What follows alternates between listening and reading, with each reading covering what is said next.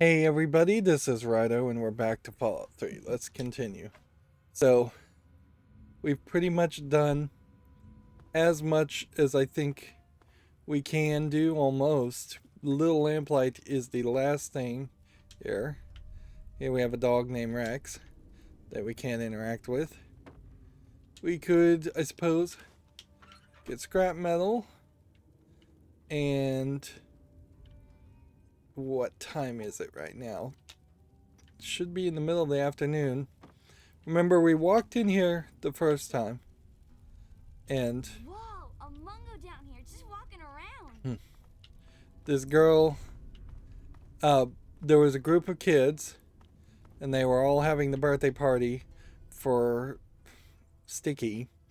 And then Sticky immediately told us that he wanted to go to Big Town, or he had to go to Big Town because he was being forced to, ostracized from this environment because the because he's gotten too old. This is very interesting to see a motorcycle actually used as like a mechanical device. Um, but then it really just highlights the fact that we don't see that as an idea ever again in the game. It really does seem like insane to take that extra effort, and apparently I can't close it, to like logically try and figure out how this would work and then not take that same effort and apply it in several other scenarios. I guess first thing to do would be to check out the office building. Feels like this office building is going to be much Whoa, bigger. I've never seen a mungo so close. Are you a raider? Or a slaver? Or a mutant? Because if you are, I'm supposed to go hide. Because I'm too young to use a gun yet. Let's see. We'll have to answer. Well, what's interesting is that this kid has this blast off pajamas. I almost understand the idea of kids all staying in the same place to help each other grow up, but they'd almost have to be orphans on top of kids being everywhere else in the wasteland. The only thing that would make sense here, and this is where this game definitely needs more writing, is if there was just straight up something that was unavoidable that you were told everybody in the entire capital wasteland, when they have a kid, eventually puts them in a little lamplight. With the exception of the Republic of Dave, where we've seen some kids, and a few other places where we've seen some kids, it doesn't make a lot of sense.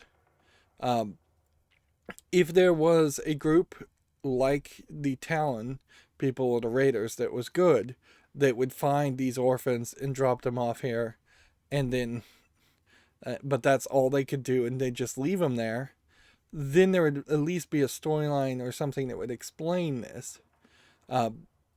Because this just seems like weird that you would have this. You'd almost assume that people of Megaton or Tenpenny would send people to try and bring the kids in, or the slavers would try and kidnap them, or which there was a quest that we missed where we could have kidnapped a kid for Paradise Falls before we killed everybody at Paradise Falls. But even if good-hearted people of Rivet Town or Megaton were rejected and not allowed to talk their way into taking in the kids, you'd almost assume that good-hearted people of Megaton and Rivet Town would still just assault the place. They would gas the place and kidnap the kids and take them to Rivet Town or Megaton.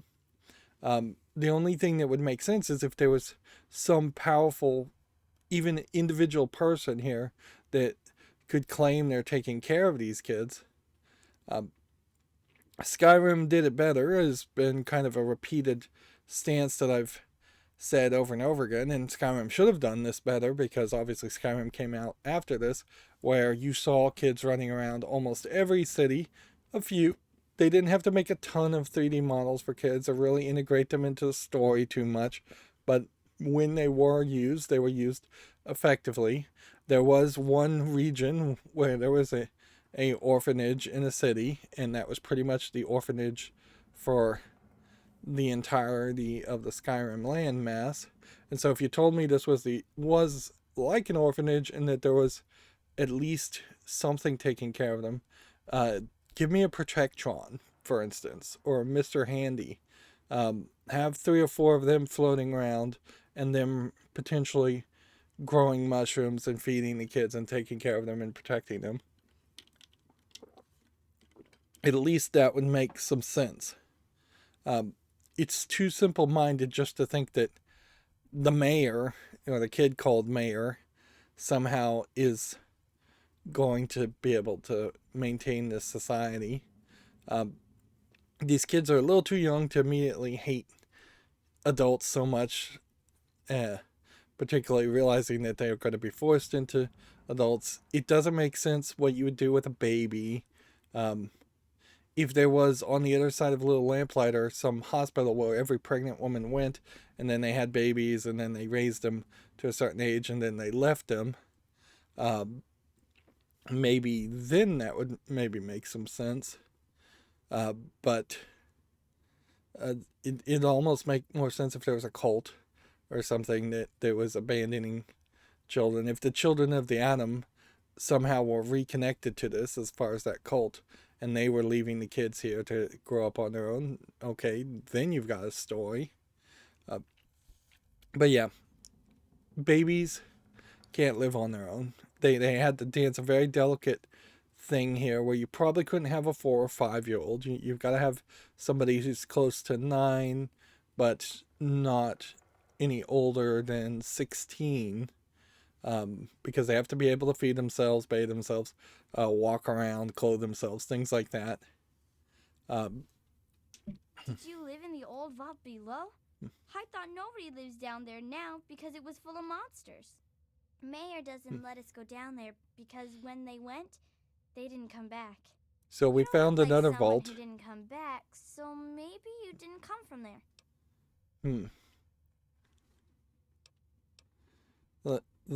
What's funny is because we've put off the main story so much, we're going to end up running to 3 or 4 vaults in a row. It's just a name, okay? Not my fault I knocked stuff over. Lucy says I still got a lot of growing to do. I don't know. I still get lost sometimes. Things are really big. Bye-bye, Vault Dweller. Once again, it would be much nicer. Who are you? She's not moving her legs while walking.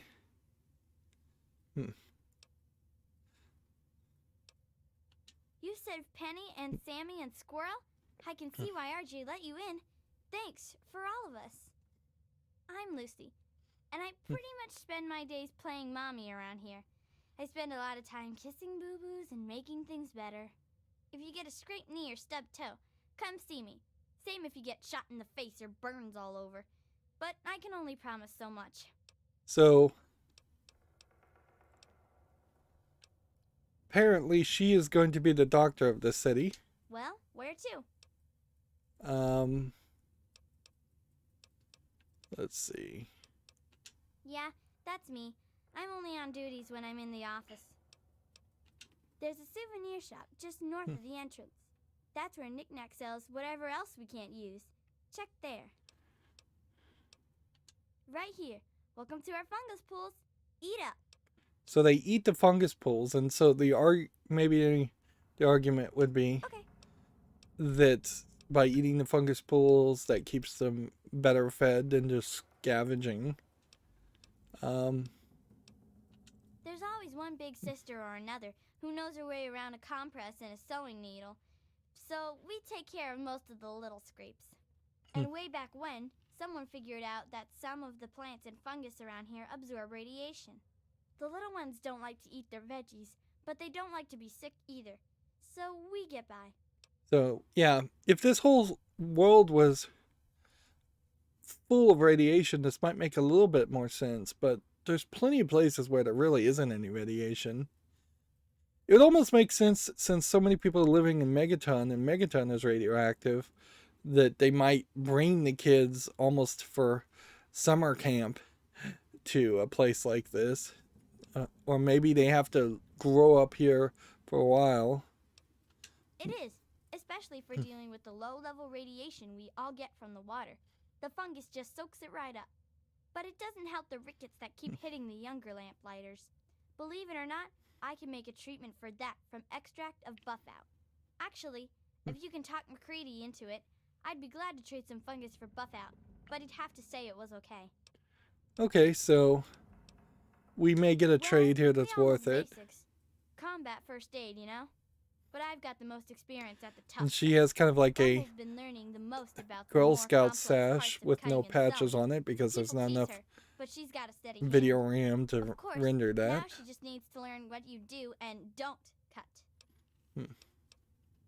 Well, until you come asking for a bandage at least. And see, I don't even think I have any radiation. Sure can. Quick and easy. Only 100 caps.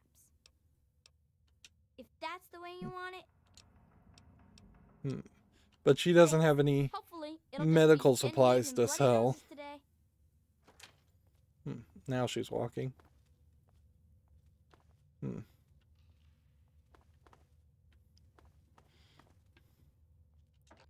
We can look in here, but we don't want to steal anything. We can look in here, but we don't want to steal anything.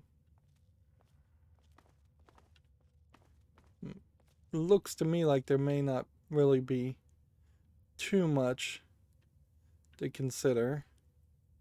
And frankly, unless it was just a bobblehead. Here's the problem that I find is like these damaged garden gnomes or intact garden gnomes really haven't taken any role. The toys and the bears haven't played any role in the game. Why is there another ham radio? I don't know. They seem to be strewn about, probably in places where they're useful. Let's see, it's easier just to walk around. Well.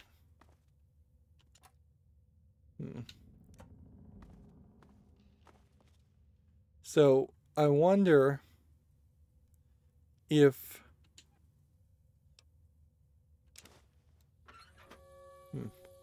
yeah, is it worth it for the XP to steal scrap metal? Yeah.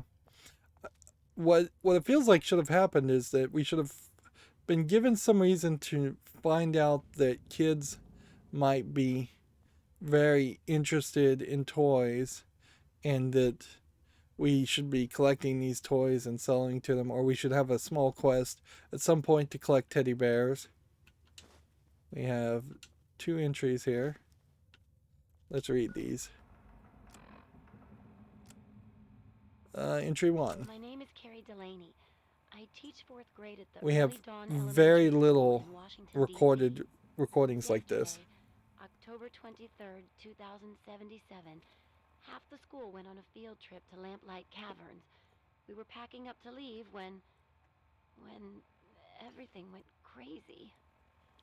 The cave started shaking, the lights went out, the kids started screaming. My God!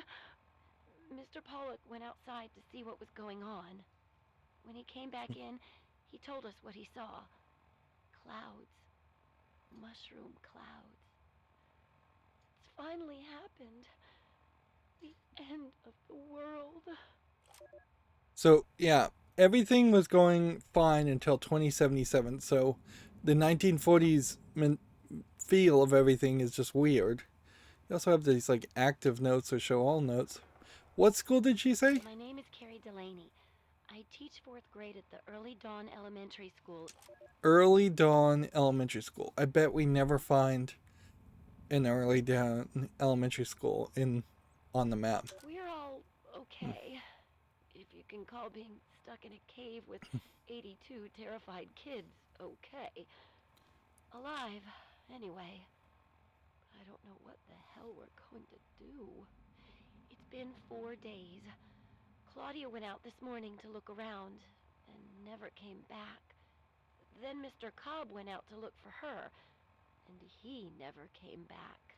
4 days, So now there's apparently. only They Two of don't the understand teachers, two radiation. of the parents who were chaperoning, and a few of the cavern staff. All these poor kids. We've got enough food and water to last for a while, I guess. But after that, I just don't know. We can't stay in here forever. Can we? But clearly there's more to the backstory, otherwise there would have to be adults. And then you have to realize that, like, does this actually say the year? No. Well, 10/24/77. So unless it was 30/77, 100 years later, I feel like that year is wrong.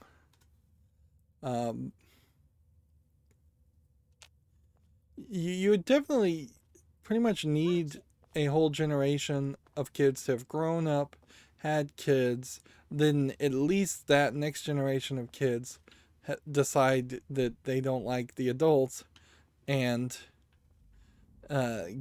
start the process of kicking out adults and creating what is effectively a religious mentality that this little lamplight or cave is only for kids and kids should live on their own. Because if that's not the case, then what we're saying is that our lone wanderer here, the character we're playing is, who's probably about 18 years old, is just slightly younger than when the bombs dropped. And I don't feel like that's the case. I think you kind of have to assume that a lot more is a lot more time happened than that. There's too much wastelands and too little radiation for that thought. You distinctly needed at the beginning of the game to have been given a tutorial to explain the timeline. Just a history book that was handed to you at the very beginning of the game to say, here's the history post-war, post the bombs dropping, just so you can keep that in your mind. It wouldn't have been a terrible idea, instead of having notes, to have a beautifully designed journal that showed up on your Pip-Boy, or just a screen even on the Pip-Boy that said, here's the timelines, and when you find out more information, you fill in your timeline. Instead of a wasteland survival guide, have a book similar to that is about the history. Yeah, everybody's getting radiation from the water. That is the one consistent thing in the entire overworld. And that's not super surprising. In fact, it's kind of the main story, and they don't really explain it too well, that it is the main story until you start doing the main quest. And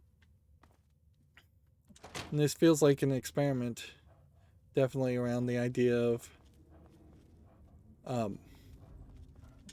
the hell is RJ thinking, letting a damn Mungo like you in here? So who are you working with? Raiders? Slavers? Mutants? Answer up, Mungo. This would have been probably good. A probably good place to start earlier, where they all would mention raiders, slavers, and mutants before you saw raiders, slavers, and mutants, instead of putting this so incredibly far. Little Lamplight probably should have been right next to Megaton on the map. Then you found it very quickly, and then they just told you, no, you can't come in. And then you would have had to find a way to come in a lot earlier. Like, they probably would never let you in this game just shoot your way into Little Lamplight and shoot the kids. Oh, you think Sammy and the rest wouldn't have gotten back on their own eventually? I taught them better than that. Well, if you're sticking around, you ought to know that I'm Princess and I call the shots around here. And don't forget it, Mungo. Was it like guarding the back gate? So we probably don't need directions. No, scram. And we probably don't need to exhaust every I dialogue don't thing, need to because explain it's not myself like to we're... you, Mungo. Shut up and get lost. In fact, don't you ever bother me about something as stupid as nicknames again. It's so dull. Practically nothing ever tries to come through the back gate anymore, so I never get to shoot anyone. I wish I was at the front gate, but RJ specifically put me back here. Up front, at least there's a chance I can shoot some unwanted visitors. Which could have included you, Mungo. Could have been a lot of reasons. Maybe you sounded like a monster in all that darkness. Maybe you had a weapon drawn and looked like a raider. Maybe I just decided I didn't like your stupid Mungo face. This clearly highlights the problem of immature people being Well, thank goodness allowed you gave me permission, to jerk. have a gun and act as a guard. Said she would have just straight up shot you. The problem here is that everything is just labeled as such a prominent thing, and then there's really just a lot of coming in and out of buildings. And one of these days I'm gonna steal a scrap metal and it's gonna really hurt me. I guess it's not even really worth it to take the sugar bombs at this point. Since that's not giving us XP.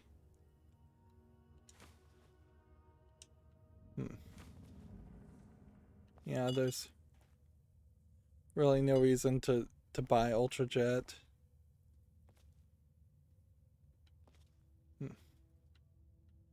And I will also say this game has a problem, at least with the visual settings I've set it at, where it's just not dragging your eye upward. I feel like there's probably some games out there that just ever so slowly bring your view back up, or when you leave a room it sets your view back up to just like a natural position. Because yeah, this is fairly ridiculous. What time is it? Why is there not anybody here? I guess I don't really care. I guess this thing is working. I'm Jason Grant. I'm 10 years old. I'm in Miss Delaney's class at Early Dawn Elementary. A month ago, a big war came and everything was destroyed. Except us. We're still okay in these caves. Kind of. Mrs. Delaney went out this morning to get help, and she never came back.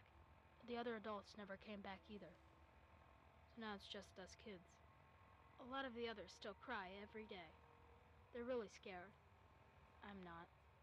There's nothing to be scared of, as long as we don't go outside. Nobody else wants to be in charge, so I'm gonna try. Most of the kids listen to me already, so it should be easy. So Jason Grant effectively establishes the new community. This is totally what I'm talking about, though, that this should be a main quest. This should have been something that you would have had to gone through very quickly through the game to get the backstory. It's really pointless to establish the history of Little Lamplight now when we're almost completely done with the main story and establish how the war went. And there's a door that leads to a vault right here in the caverns. Every day we bang and bang, but they won't let us in. We can hear them in there. One time, a guy on the other side told us we were dead already. Fuck those grown-ups. Fuck them all. We don't need them ever again.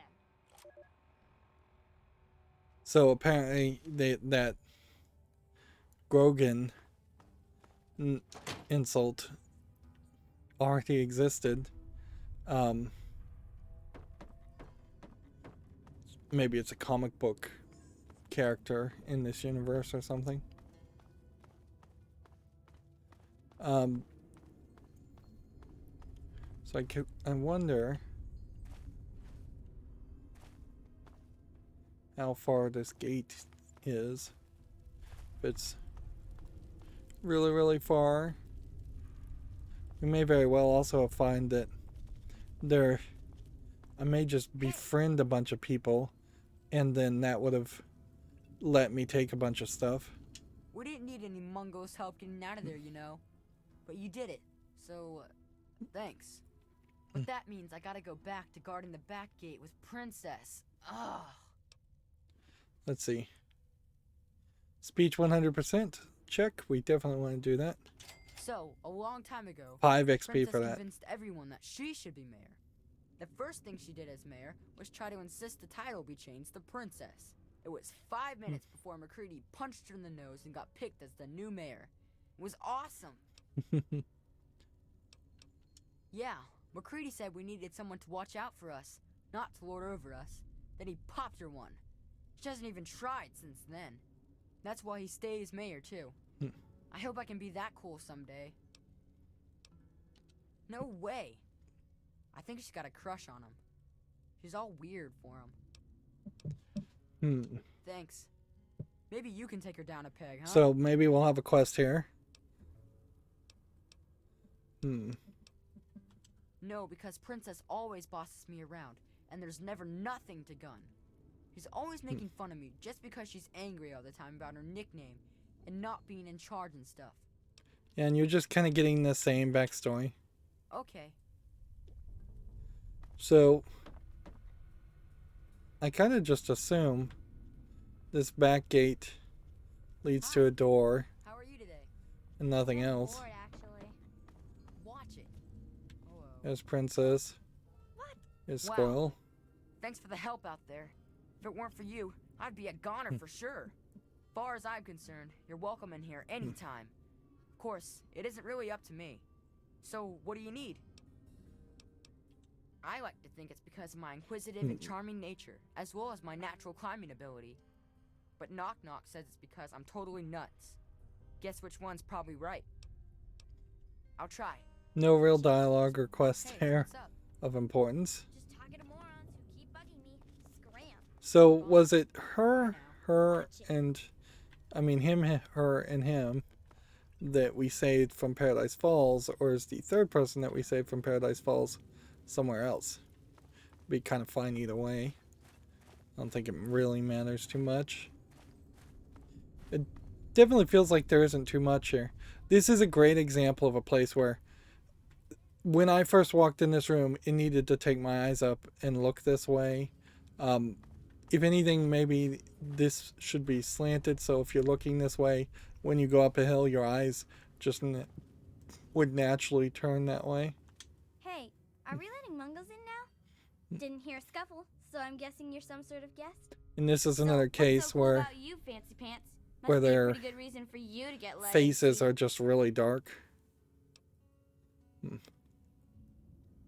Oh, that was you? Nice work. I hope you got some good laughs out of it before you left. Gotta make sure they know not to try that again. Speaking of which, I'm Knock Knock, and I take care of the general morale around here. Which is to say, I collect a lot of stories, and sometimes trade them to keep the others amused. Morale's better than less al, see? Let's see. Why did I call you Knock Knock? You're really establishing a system here where it feels like a lot of named characters should have existed throughout the entire Wastelands, and we really didn't run into too many of them, and most of them didn't. None of the other characters anywhere else tell you why they're named something, because they're just usually general names of people.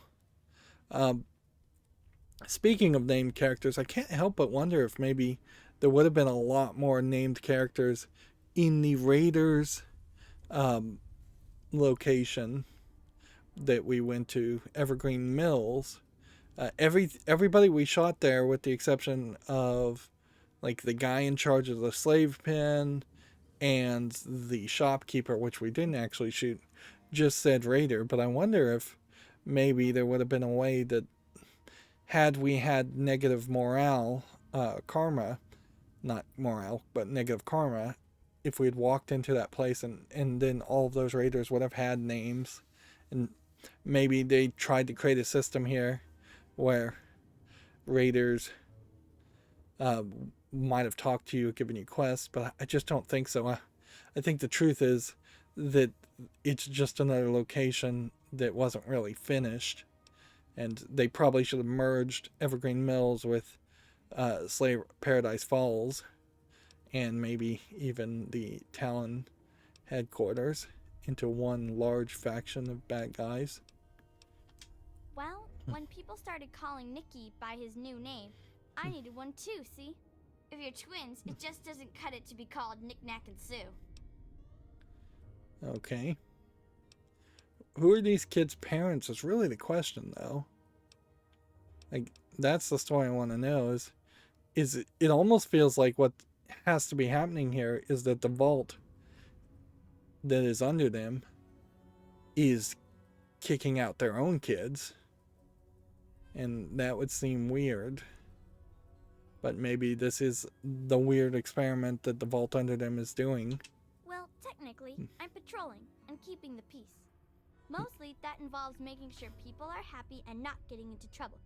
You can't very well keep the peace if you've already lost it, see? So, bam! Jokes. Want to hear one? Sure, let's hear a joke. Prepare to be amused. Knock, knock. Noah. Know a place where I can get some better jokes? Intelligence, we'll go with that. Hey, that's good. I was just gonna say no, a place where I can get some food. Do we lie and speech 100% for XP? I think that's a positive karma lie, so we'll do it. Gee, thanks. I have to admit most of them aren't really funny. At least not But you can see we're getting very They're little. more like a tradition. Most of them were passed down from this book we found down back, called Vault Boy's Big Book of Laughs for Kids. They're not really funny, but something about hearing them is a little comforting, you know? Oh, we've got lots of funny incidents. Like when Sammy shot the raider who thought he was a girl, that sort of stuff. But we don't really get a lot of news stories from outside. The scav teams spend all their time hidden, so they don't get much news, see? I'd sure like to hear more tales from the great big outdoors myself. Actually, if you hear any, feel free to tell me. So we could just tell tales. Oh, really? Tell me about it. Let's see.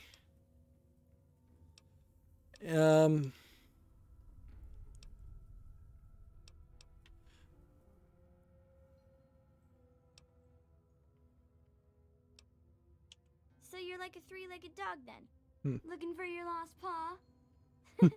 Anyway, what happened? That's kind of funny.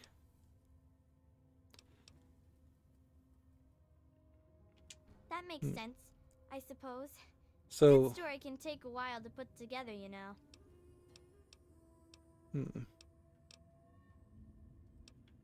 So maybe I could have told her more of the story. Can I tell her any of the stories? Prepare to be amused. Knock, knock. Noah. Know a place where I can get some food? Might as well just do it again and see if we get XP. Gee, thanks. I have to admit most of I them guess you aren't could just really grind funny. here At least not for a hot 5 funny. XP at once, They're more like if a you have tradition. to. They're Oh, but I'd sure. Interesting. Well, if you say so. So But if you're ever that was looking for an my only audience, option. Just let me know. I bet the town would love to hear them too. See ya about. It would kind of make more sense in this society if they kept kids until Watch it. they have given birth, because there's only so much fungus around to be eaten.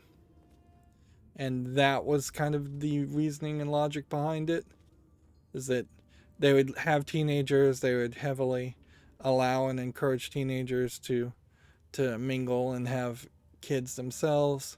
They would let the teenagers wean the babies up to the age of 4, and then when the child the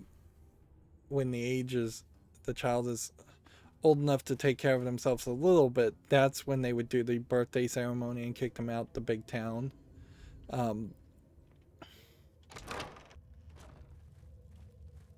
That definitely would make more sense. Now we just ran past the character, so we basically need to chase him. The mayor said it's okay for you to be in here, right? Because Mungos aren't allowed in here unless the mayor says so. So are you an okay Mungo? Because if you aren't an okay Mungo, then that means we should stop you. And that means I've got to get my gun from lockdown. So stay here, okay? Oh, that's good, because Mayor McCready says I can't have my gun in town anywhere, not since last time. But that was totally an accident anyway. So you can see this kid's pretty hyper. Because if I'm not going to have a gun in town, then it must be okay for me to have one more Nuka, right? Anyway, everyone calls me Zip, you know. Like a zipper. Only not really like that, because I'm not made of metal. But I do go up and down, I guess. So, almost sounds like he might be even a little bipolar. Why Zip? Or why do I have a nickname at all? I mean, why don't people just call me Ricky or Yancey? Although I Or haven't here's this heard baby kids back in ever third. being diagnosed with I bipolar say because I'm so disorder. fast, but that doesn't make sense because I don't think I'm all that fast. It's just that they're all slow. I guess it's just one of those mysteries that will never really get answered. Sort of like how people made bubbles and Nuka-Cola. Say, got any cola? So yeah, I think they're going more with the idea that he's just hyper. Yeah, I got lots of trade. But you got no Nuka? You're not getting nothing. No way. Okay. Okay. See you next time, miss. So he was running intentionally as a character element. This one dog seems to wander around quite a bit, which is fine and all, but doesn't really feel like he would become the companion or a companion like dog meat. There might be multiple dogs, and maybe it would make some sense that you would have a bunch of dogs. So this is Lamplight Caverns, and this leads to Splunkers. Well, again, oh, so there are multiple dogs. I've just not really been paying attention to which names they have. I wouldn't be surprised if they actually are loading Watch in. it. Well, now, here's something new. What's a grown-up like you I doing? wouldn't be little surprised if the lamplight? dogs Don't randomly tell me spawn McCready's going soft on us. and they give them different names just at random. That was you? Well, my most sincere thanks then. You brought my sister Penny back to me, and I couldn't ask more than that. I'm Joseph, and if there's ever anything I can do for you, just name it. As the oldest kid in town, I spent most of my time teaching, but I do what I can to keep the kids clean and fresh-faced. Say, Which if you're ever looking for a oddly haircut, means that I'd be glad to Joseph offer my services. is, You only have to ask. he seems interesting that he can do haircuts. He seems very young compared to Sticky. Seems like there would be more variety, closer age gaps there, but I guess that's just because they didn't really make preteen 3D models for kids. That would have been somewhere between Joseph's age appearance and Sticky's age appearance. And it is definitely questionable just how many, Well, back at the start, all the children had were the notes from the how many grown-ups kids that are hadn't left here. yet, and a few books on caves from the store. But after finding the vault, a few scavengers brought back holotapes for basic schooling, reading, basic math, encyclopedias, that sort of thing. We don't get many books anymore from the scav team, but I make sure to keep my own notes on the computer for whoever takes over after I leave. Let's see. So maybe we'll get a quest here where we're supposed to give specific books to him, but all we have ever found are pre-war books. Mostly whatever they want to learn. We don't have strict classes or anything down here, but it does mean they're interested in what I'm teaching. But everyone learns the basics of fighting and shooting and survival. We've all got obvious reasons to be interested in that. What would be funny is if I could turn in books that I no longer need, like Tumblers Today, since my lockpicking is already at 100, and get more XP. But even if I could do that, there's still that hard cap of level 22 in the main game and level 30 with all the DLC that doesn't really make that make sense. We entered all of the books and holotapes into the computer, but frankly, there are a lot of important subjects the vault's material didn't cover. It seems like they actually did get inside the vault Probably still eventually. The best school in the wasteland. Maybe the only school in the wasteland, really. Glad I could help.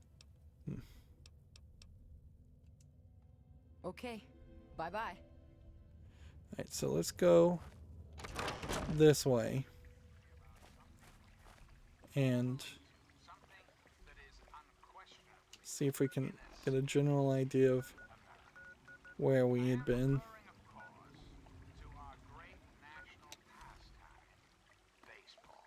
You still have this kind of ridiculous radios that they play every now and then. You definitely have a lot of ammunition boxes. You do have that weird moral decision, certainly, though. Do you want to steal from these kids and potentially put them at risk even more than stealing from an average raider? Seems like they may just straight up drink the water here. Right, so this is where we went.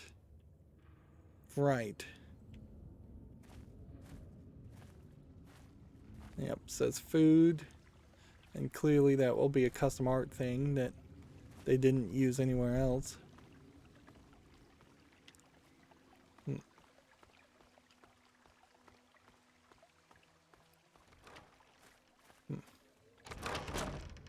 Oh, hey, excuse me, hey. Let's see. Watch it. Are you supposed to talk to me? What's happening? Stay sharp. Oh, hey, excuse me. Hey, was... Hey there. You have any Nuka-Cola? Even just a bit?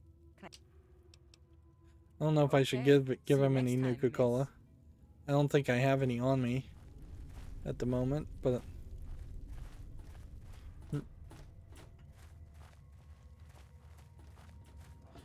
Yeah. It would almost make sense that they would eat the fungus, and then eating the fungus that made them Oh, hey, excuse me. a little crazy, Gosh, you're big. and they didn't even know how much time had passed. They were just kind of under a fungus haze, and just kind of insanity. So this is just radioactive water. Watch it. Hey, So if they thought that the bombs it's fine. Been all over just today, and you wouldn't just believe the dropped, stuff I did. and they always thought that I know happened. that. Anyway, gotta be on my way. Later. Okay, see you next time. Bye-bye. Not real conversations happening there. Okay, RJ had better have a good reason to let you in. Because right now, all I'm seeing is a Mungo who's here to take our food and screw us over. Oh, great. Maybe next he'll take in a death claw or something, and he'll make it the town mascot. But anyway, yeah. Thanks for bringing them back in one piece. Maybe now they'll learn to be more careful out there. If you need what passes for food down here, look me up. Name's Eclair. If you so much as snicker, I'll carve you up for steaks. It's kind of funny though for them to threaten you. Well, I didn't get the nickname for being fat and full of cream, if that's what you're asking. Back when I was on the scav team, I found some pages from an old cookbook. Sometimes I try them out. Just for the record, don't try making an eclair out of cave fungus.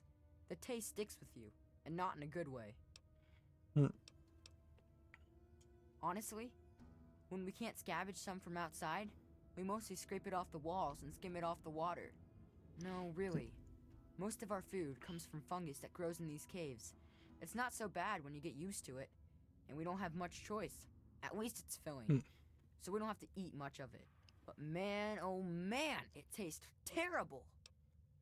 I really don't think you could have gotten into the Lamplighter in a violent, aggressive, negative karma way. You could probably threaten and yell your way into this if you were playing just a total scumbag character. But I just don't think you're going to be able to run through this city and shoot everybody in the same way that you would have been able to run through any other city and just shoot everybody. Although, I'm not sure the game really would stop me either if I just decided to start shooting kids in the head. They say the fungus grows in We the should turn pores on where the VATS first and see what vampires happens. sent the Mungos.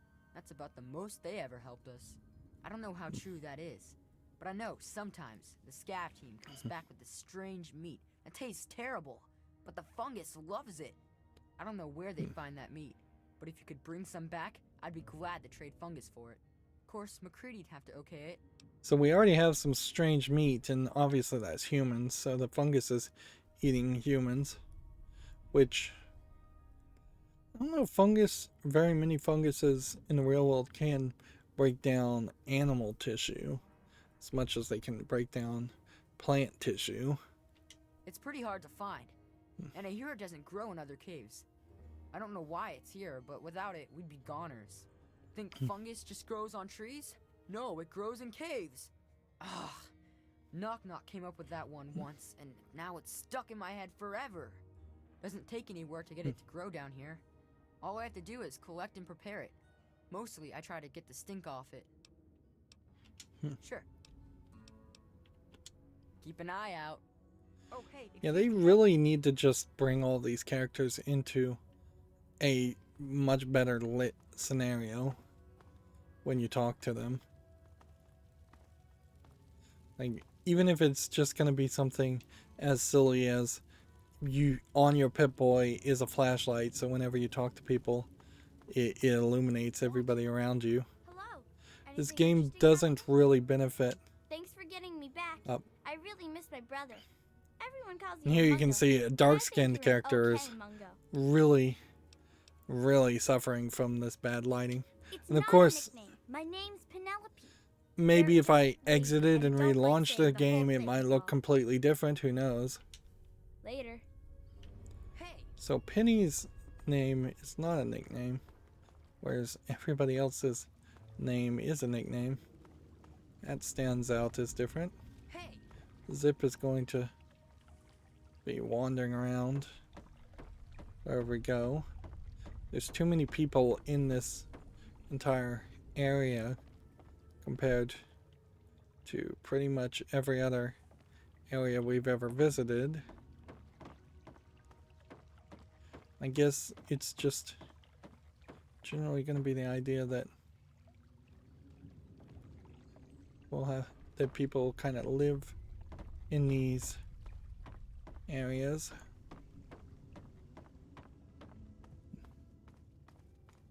Like workbench, but we never have anything in our inventory.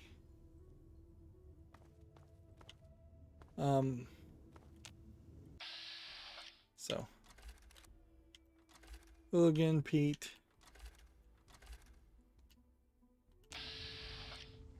Got 2 dogs. What we want to do is, like, undoubtedly the game would let me shoot dogs. And I almost wonder if the dogs are wandering around as a inhibitor, and that they would all attack you the second you start to shoot any kids, and that they're supposed to be a threat. The problem with that, with them specifically making it so you can't shoot kids, is of course the fact that you can blow up Megaton, and Megaton had kids in it anyway, so it's not like there's much of a difference there. The only difference is whether or not you're actively shooting somebody.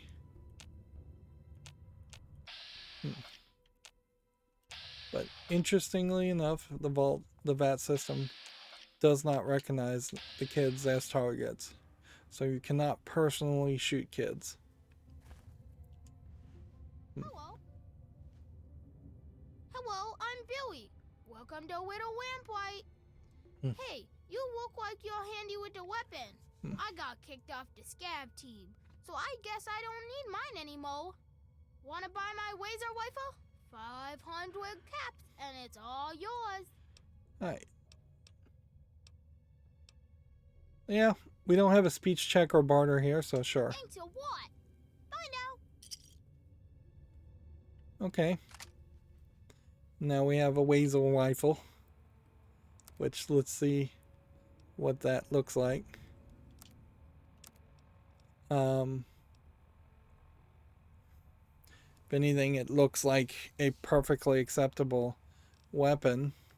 It's not as good as the Chinese assault rifle, though, which has been our go-to weapon pretty much from the beginning of the game. But we'll equip it and we'll see. I wouldn't be surprised, though, if there is actually some silliness with it, and it is oddly a joke weapon that fires in like funny waves or something like that. It's just a real big area, so it's going to make it fairly difficult to figure out if we've talked to everybody, looked at everything.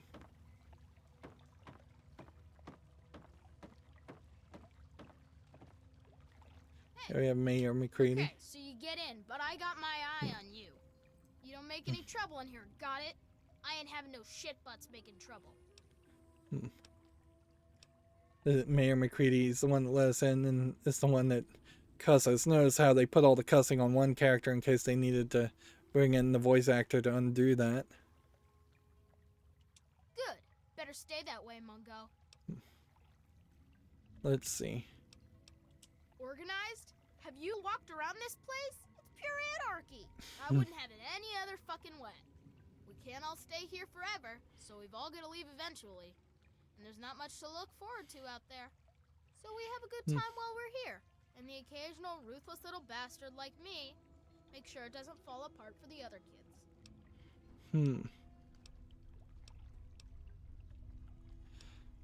We'll just go through all of these dialogue choices, I guess. Not that complex. Any kid can say they want to be mayor here. It's just that most don't want to bother with the responsibility of leading. Most of the time, they last until the kids get tired of them. Then they get kicked out on their ass by the new mayor. One only lasted 5 minutes. Of course, I've kept this place going strong for 3 years. To most kids, that makes me mayor for fucking life. Fine by me, I say. People change when they grow up, and we don't trust Mungos living down here. So we leave for a place called Big Town before we get too old. Kids who grow up fighting and surviving in lamplight are better trained for the world out there than idiots who are pampered by grown-ups outside. About time. Let's see. Yeah, I'll bet you've heard all about the fungus in my cavern. But yeah, the cave fungus, sure. It's good for food and medicine, and it's the main fucking reason we've stayed alive down here. So, you want a slice of that gray-green gold, huh? I think maybe we could come to an arrangement. Seems weird that we have to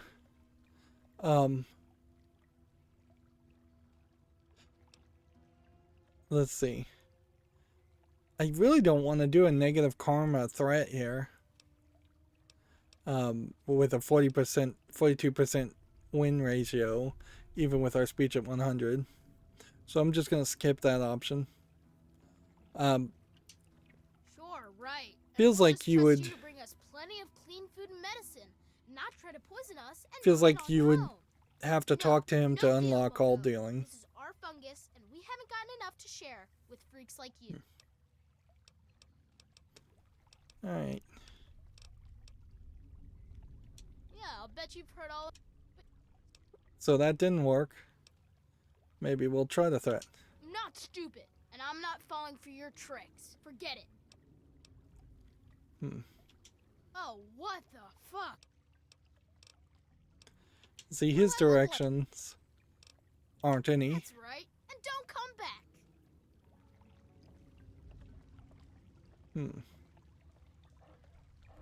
So yeah, that did not go well.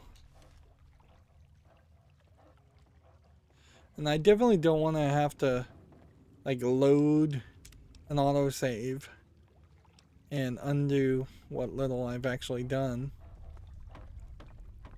So I'm just going to leave that at that.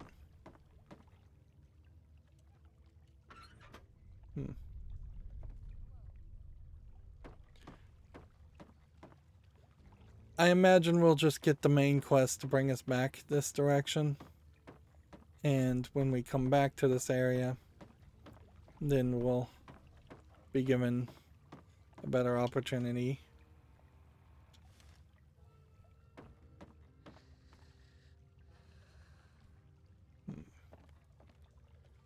Here you can hear a kid snoring.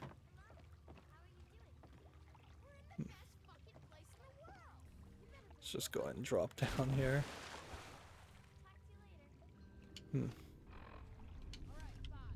Turn around here. Let's see. Does look like there's something over here. It would almost make sense if there was a scavenger team all over the place and that you would run into little lamplight scavenger teams throughout the whole world, and maybe we have. Maybe that's every single kid we've seen outside of Little Lamplight is actually a secret scavenger for Little Lamplight. That's probably too complicated for this game, though. Yeah, even in this, you can see how we came into Little Lamplight to see what we could do before the main story brought us back to this location. And what we're being shown is that you can do basically nothing.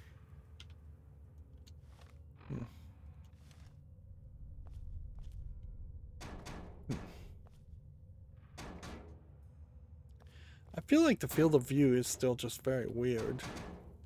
Here, it says nothing. Keep out.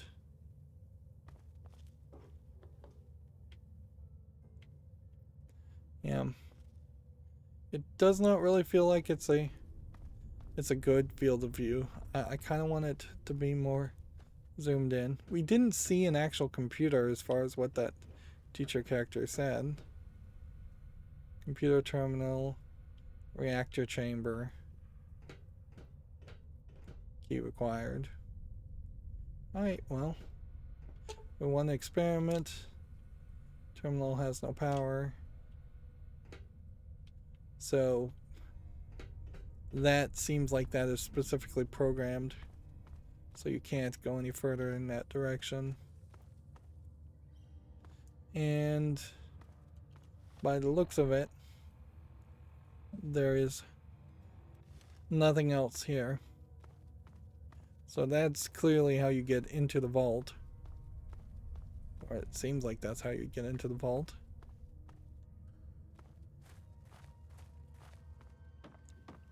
And the only other thing I could think about doing is potentially jumping over the fence. And leaving via the back gate. That seems about all that is left. And after that, I just don't think there's anything else to do. I don't feel like we've seen all the named kids either. Knick-knack. For instance, I'm not sure we actually talked to him. Pardon me. But we've seen pretty much everybody else. And it doesn't feel like there was a lot of opportunities for other places to have the to have the audio records. Did we talk to Sam? Yeah, mister? Yes, we did. Okay. Watch it. Okay. So the general idea would be, is there some way we can get through this gate and jump over? Like, this would almost be speedrunning technology, though, at this point, if you could. Watch it. They won't open the back gate for you. Okay.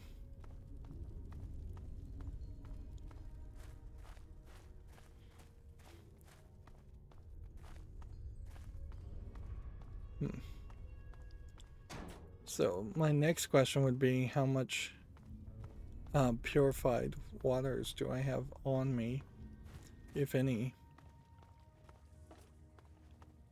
Because we may find a person, a beggar, outside of Rivet City, which I think that's where we're going to end up going.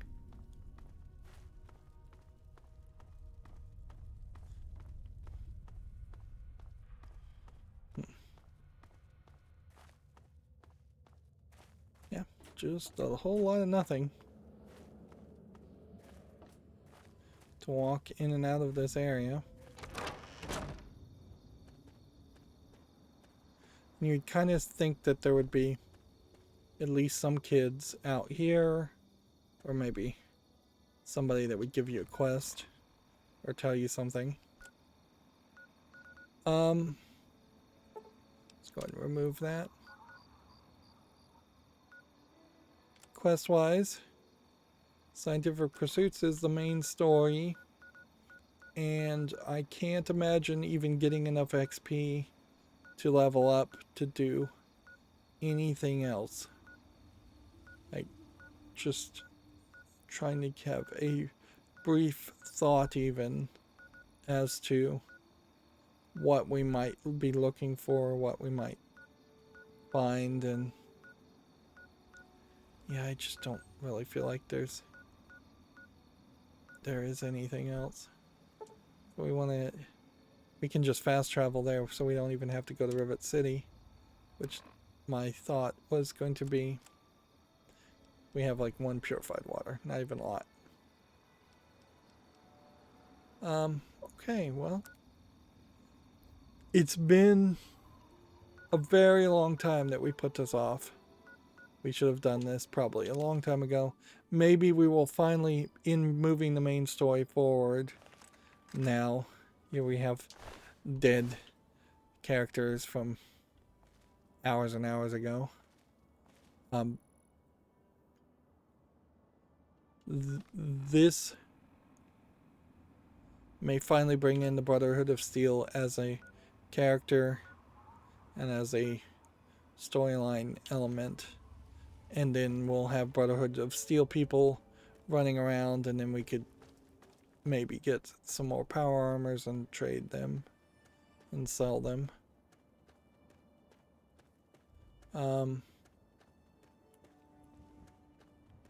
Never did quite find if there was a running button. There is running in this game, but it seems not to be mapped to a controller, which is silly. Because, like, the right stick doesn't even do anything. See if we could actually look at controls. Action mapping.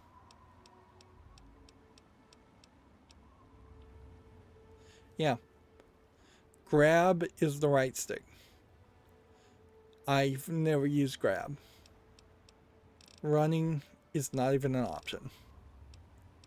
So we've seen people run, and yet it seems to not be something that you, as the main character in the game, can do. Which that seems just completely ridiculous. Yeah, you don't have respawns or anything, so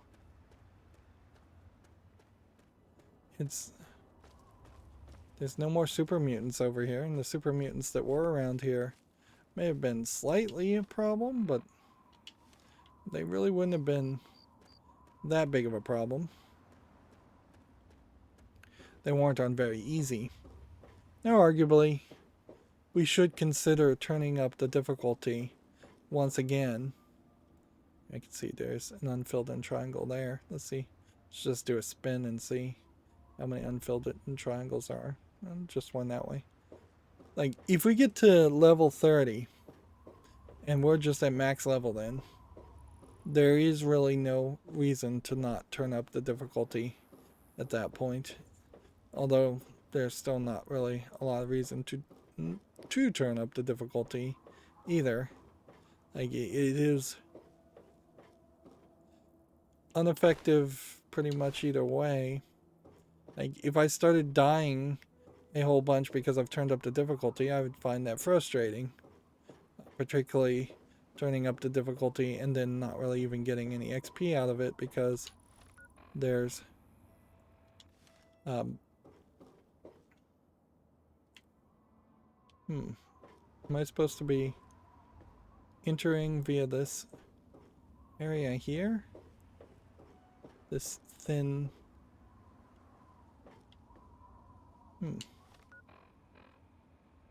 pipe, sift pump, gift shop.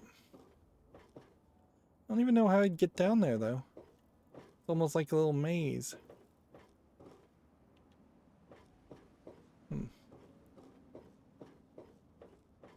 Probably is faster just to fast travel once again than it is to even walk to the door.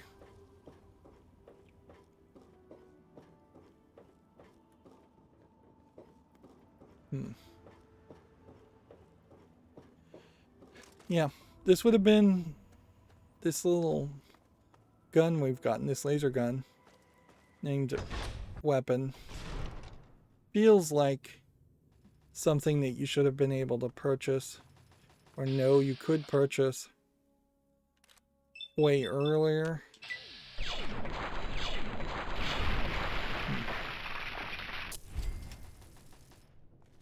12 XP for shooting that, and that leaves slightly easier to view and search gas piles.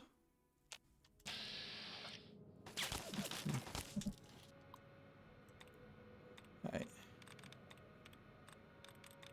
Predators on the first try. 40 XP for that. Let's see. It's already shooting at something. So we might as well just deactivate it. And then system information helps us. Of course, still worth the 12 XP to shoot those guys. See what the reload feels like on this. Plunger in the safe. Empty cash register, so no bobby pins for us. I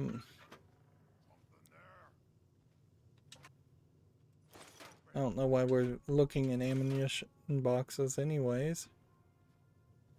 Suppose at this point we should probably hold on to buff out, because we have been told now that there is a trade with buff out.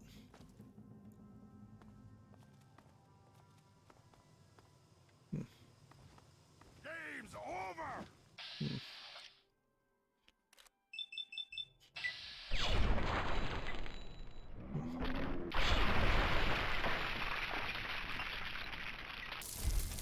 The problem you run into this, though, is that if it's going to take 2 hits or 2 shots to kill somebody, that's 1 shot too many.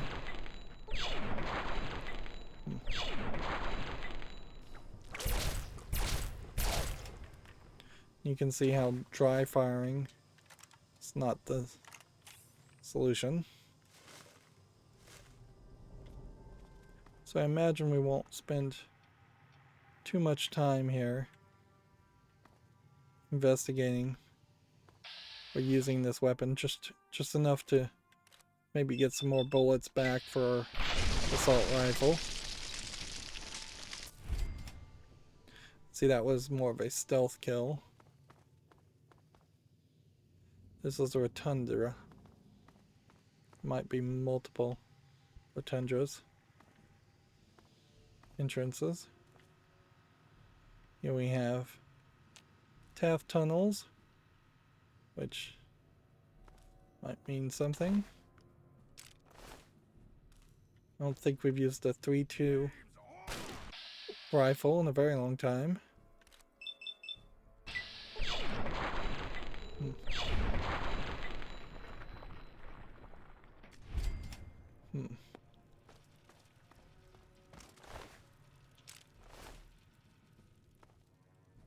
Memorial sub-basement. And we're just not getting any response. But that's Rotunda again. You definitely see a lot of scientific equipment here, and it seems like there should be some kind of narrative reasoning behind why super mutants seem to sometimes be around chemicals and chemistry sets and scientific equipment, which arguably I think the idea that super mutants were a sect of scientists who mutated themselves to evolve and are actually very smart thinkers, maybe just not good at speaking, would be an interesting twist, to say the least. Particularly if, like, halfway through the game, after fighting a bunch of super mutants, you realize that actually no, they were fairly intelligent creatures.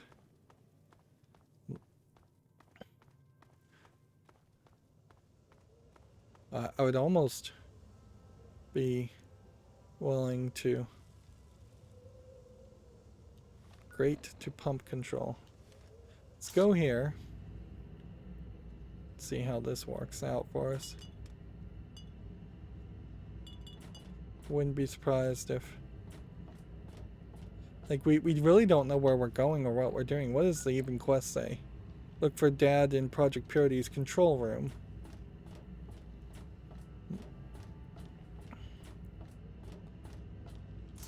Yeah.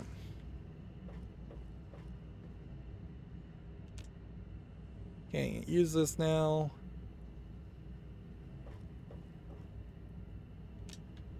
Can't go in there yet. So clearly that's something we are going to do later. And I was totally wrong. I thought there was a Brotherhood of Steel force field or something around the Jefferson Memorial, and you just could not even get to it. I don't know why I thought that. Just that it's been a very, very long time. Although arguably maybe not long enough to justify me playing Fallout 3 a second time. I do feel like I have missed a fairly significant amount of gameplay content. Like, yeah, this is the actual pretty much last place in the whole game that we've just reached very prematurely here.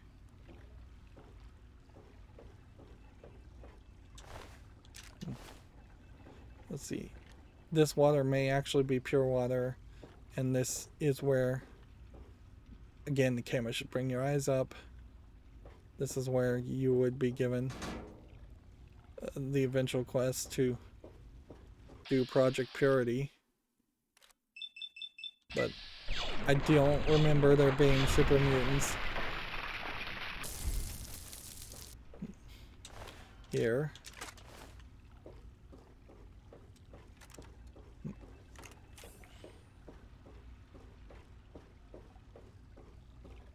Not one bit.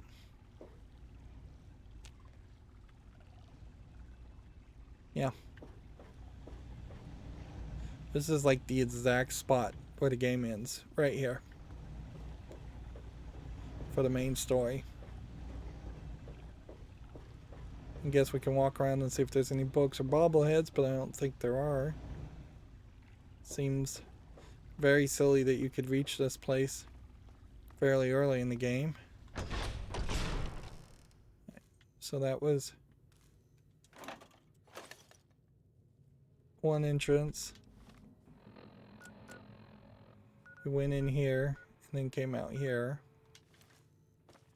So it's gotta be here. Memorial sub-basement. If that's not the case, then I don't know what we're looking for. Unless we were supposed to be following... like, Hey, Nifty America. It's me, your president. unless we were supposed to listen to the Galaxy News Radio specifically.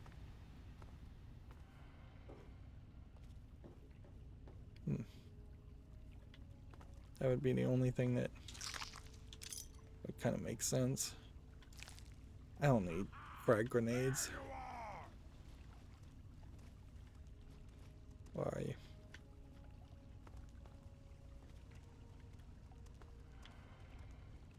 I can hear him walking fairly slowly. Might as well just wait until he hits me.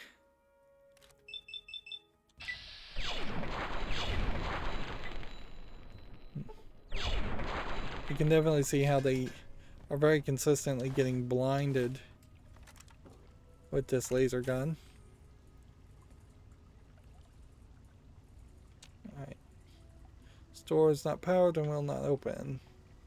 We're seeing a lot of that now that we're trying to move the main story forward. What would be funny is if these centaurs actually were very intelligent creatures too, and they just can't talk, so they don't give off any impression of that. I would severely doubt that that's what they're trying to imply, though, because it definitely more feels like centaurs are being created by the gore bags, and that they are just this combination of limbs and gore that they have somehow put together.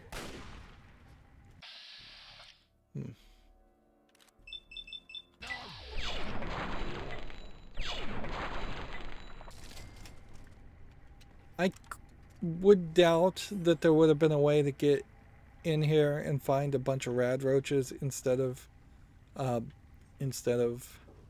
super mutants. I'd feel a little weird. Project Purity 7 and 8. So maybe we were supposed to find all the Project Purity journals. Or maybe those are the only ones we would find. If there were more of these, we've not been looking very hard, but we have been looking at shelves and things. Let's see what these notes say. We'll try with 7. I am at a loss. My beloved wife is gone. In her place is my daughter, small and helpless. As much as this place means to me, as much as it meant to Catherine, this is no place for an infant, especially an infant without her mother. So that gives you no new information and nothing that you can use. It's time to go. The project was in trouble before, both internally and externally. Progress has come to a halt, both because our recalculations have gotten us nowhere, and because the mutant attacks occur several times a day. I regret that it has come to this. I know that if I leave, our work may come to an end. Madison has never been on the best of terms with the Brotherhood. Aside from Scribe Rothschild, he'll tolerate none of them. If she's the one dealing with them, who knows what will happen? It breaks my heart to go, but I must put the needs of my child before my own. So that doesn't give you any new quest things. But I guess it sort of does.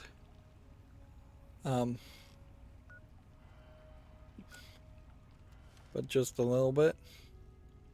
So maybe you had to find those holotapes and then we can start finding other holotapes. Maybe it was because of Project Purity that the Brotherhood kind of changed its actions and had this schism with the outcasts.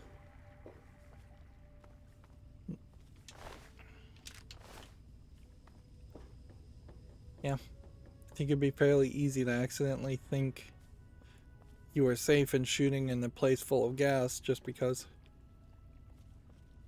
you have a laser gun and then blowing yourself up again. But honestly, at this point, I could easily blow myself up and set myself on fire, and it doesn't matter. Speaking of not mattering, it sure seems ridiculous that there would be so many foot lockers and none of them have anything in them. And then here's these microfiche stations never have anything in them. Let's see. And I think we are gonna pretty much jump in here and you get radiation. And there's enough water pools here for you to not immediately assume that there's something like a bobblehead or special in the water. If anything, I'm fairly certain all bobbleheads are going to be fairly at eye level, and that'll be that. Let's see. Sift pump, it says, is this way. Almost feels like you're going to end up using the intercom to talk to somebody in this facility later on. Probably your father.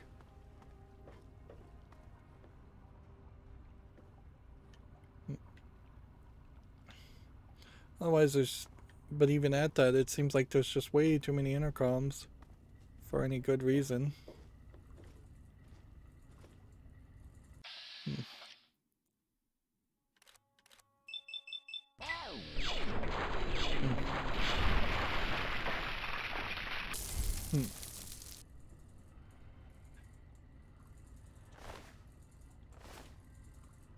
And I suppose if Vault 101's door had been broken down by a single super mutant getting in, and then just everybody in Vault 101 had to leave for their own protection, or could choose freely to leave for their own protection,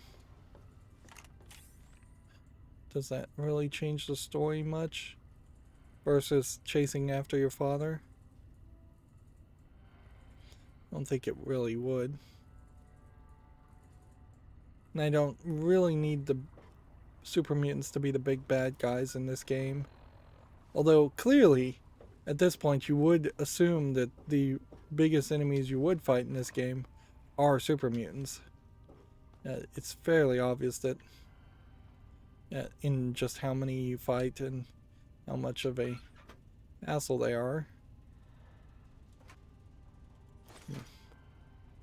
Yeah, I guess I still do want to get the bullets after all.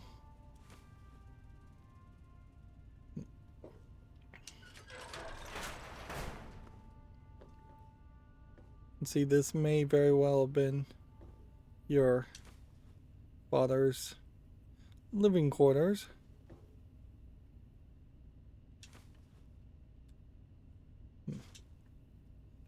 And I guess if you didn't find them all, you might have some problems. So now you've got way too many audio notes, which each of them being about a minute long seems kind of ridiculous, because there's nowhere near that many audio notes to require that limitation, other than the fact that this is just such an old game that maybe their entire engine couldn't handle playing audio for more than a minute without rebuffering. So here I am, back where it all began. But more than likely, I assume Purity. they're short God, we wanted to because we really thought they are just life could be a reality. And that's why this is a momentous occasion.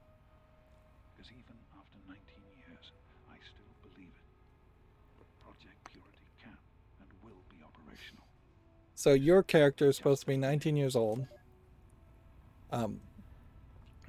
So this should be there's Project Purity journal here, and then there's Project Purity personal journals. And really, I assume these are just short because there's so many of them. This is day 2 of my attempt to resurrect this project. I've got one of the portable fusion generators up and running, but it's just enough to power the emergency lighting and a couple of other systems. That will serve for now, but I need help powering up the mainframe. Time to visit Madison at Rivet City. So we may have to go back to Madison and Rivet City. And yeah, unless we would have found less journals if we had visited this area earlier, I see no reason why Journal 1 and Journal 2 wouldn't have just been combined into one journal. I spoke with Dr. Lee, Madison, at Rivet City. It went about as well as I expected. That is to say, she thinks I'm completely mad. How can I blame her? She's got her own life, her own team, and is making real, tangible scientific progress. Here I come again, the very paragon of failure and false promises. But the reality is, I need Madison and whatever scientific team she may have assembled. I can't do this myself. Project Purity is bigger than me. It always was. And without Catherine, God, I can't let this die. Not And again. Not like this. I suppose you could have. Maybe I spoiled it too much here, saying. I assume I've already said that Project Purity is about purifying the water and getting rid of the radiation. I mean, I guess you could have maybe taken this as purity of the bloodlines and that they were going to kill all the super mutants or cure all the super mutants or sterilize them.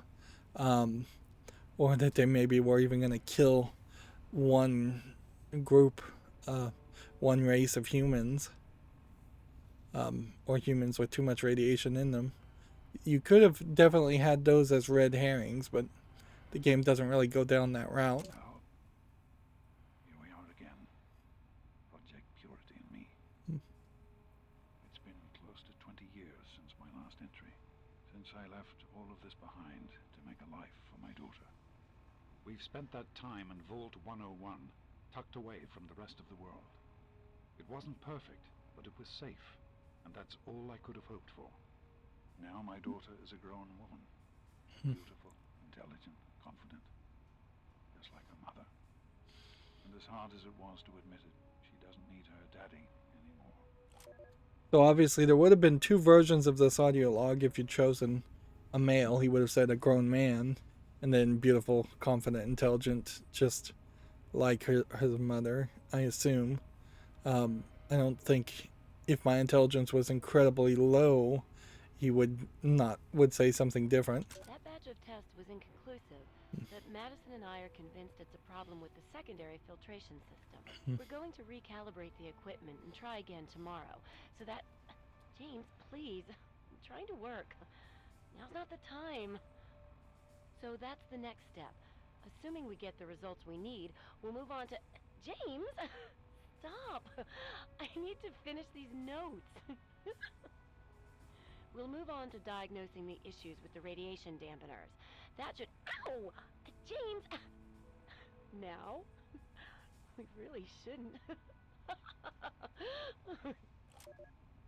And that's a little poorly written, I would say. That sounds like that was the tape about 5 seconds before your main character was conceived. And it doesn't need to get that way. What it would have been way better is if you just had the main voice actor sing some song, or play guitar or something, just kind of serenade her. Or if you just had the mother's voice actor talk about how much she loved him in a poem or something. Something a little bit cleaner than, oh, James seems to be tickling her or otherwise flirting with her. Like, that may be a very obvious example of the disconnect between the players and even people making the game and the character that you're supposed to be role-playing. I don't think the role-playing concept is done particularly well in this game. There's a little hint there, here and there, that you can role-play, but not a lot. And yeah, while it is true that at least in um,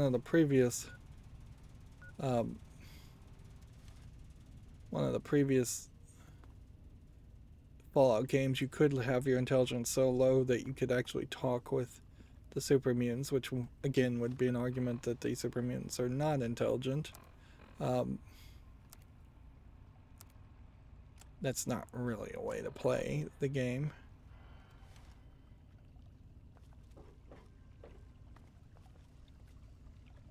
So we came in here, and then we went that way.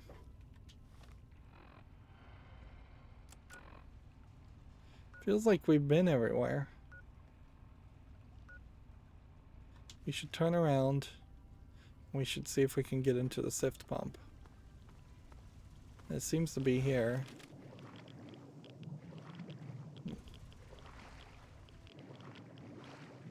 But I don't see a door down here. That was the idea. I see a thing up there.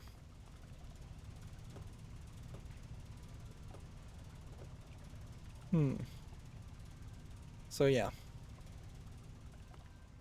We could have come in, dropped down here, and snuck in this way.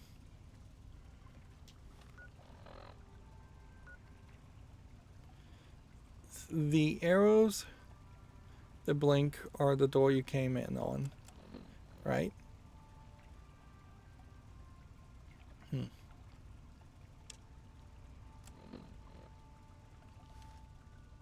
So, unless we just missed hologram tape, I'm very confused here.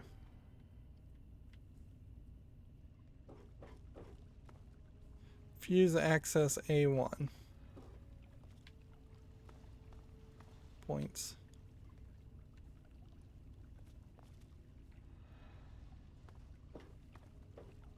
Kind of this way.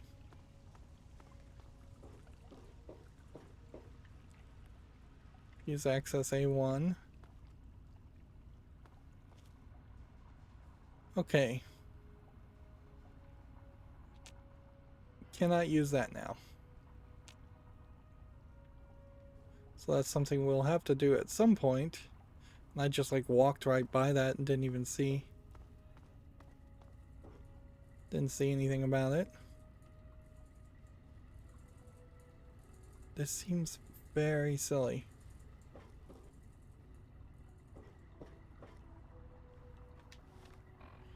Like, this can't be that hard.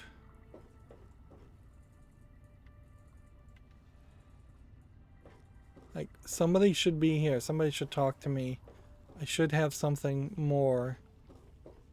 All it seems to be implying is that I need to go back and talk to Madison. And like, if this was a computer and it needed power, I guess that would make sense. Here's that poster. Let's just sleep for an hour. Autosave.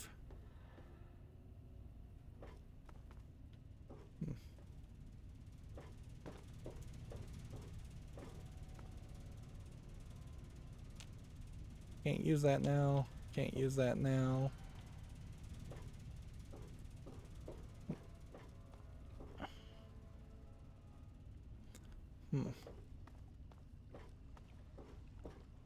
Have we left the main story alone so poorly that somehow our father is dead and gone and you just cannot move that story forward? That would be fairly ridiculous.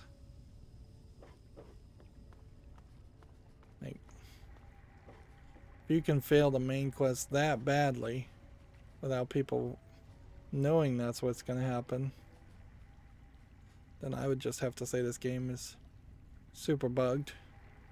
Maybe we started some DLC section and now we have to finish that DLC section. That would almost make sense. But then I feel like the game should just tell me that.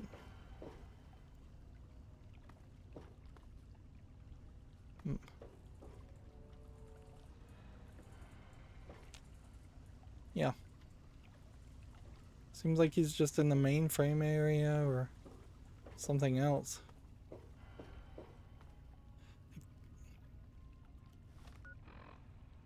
Yeah, I just don't know.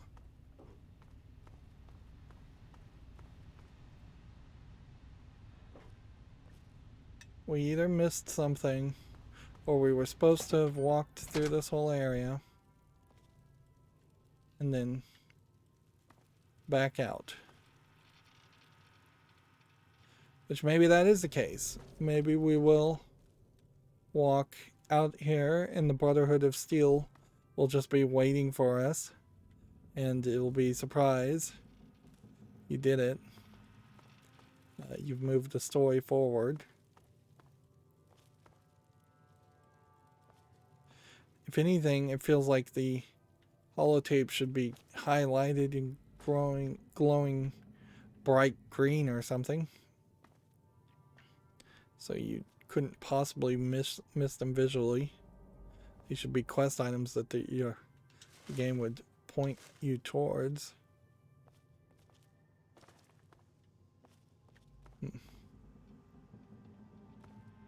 Yeah, I may straight up have to just consider looking up what the solution to this is. Just flooded in room. There's no holotape or recording there.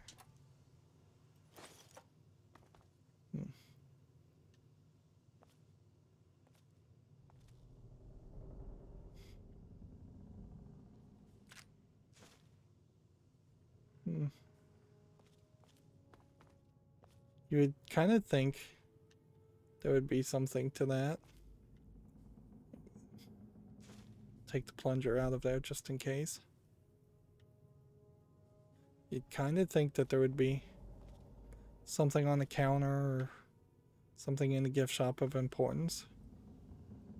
This drawer is not searchable, which is kind of odd. And we went down that way and we found nothing. So it's just back this way. And you have kind of an interesting, like, dusk image. I don't know if there is any way whatsoever to get on top of this, and it's not like you really could get inside the Jefferson Memorial much anyways. It does not feel like there's an actual building there. We do know that this is the sift pump, and we do, I guess, question if there would have been a different way around that. Let's just jump over here, jump down here. Let's see.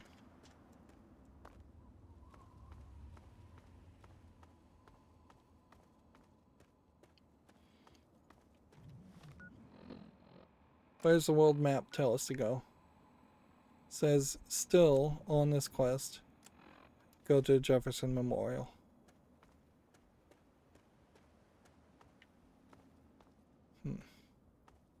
I seriously doubt that they would have wanted me to wait longer.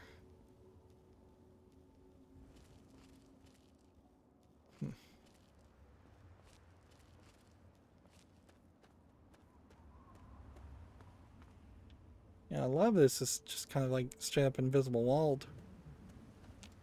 Like, there's no reason why I shouldn't be able to go forward here. Yeah, that's not letting me. It's not letting me go any further that way.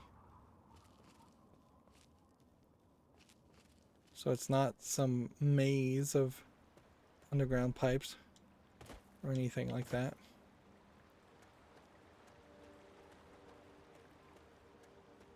We have a interesting like bridge here, I guess, to stop you from swimming from one place to another, or just giving you a nice place to potentially try and get back across.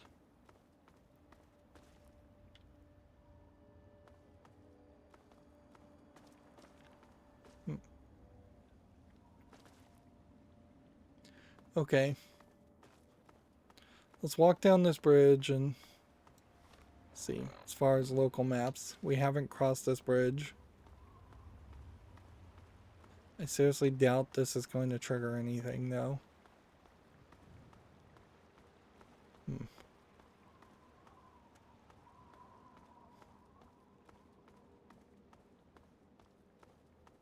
Yeah. Didn't trigger anything. I don't even know if there were mines here. This is where I definitely thought there was an invisible force field.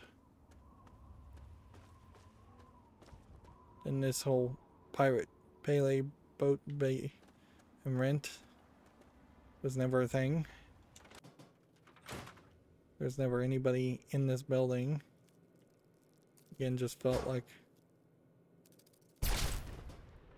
something that was empty.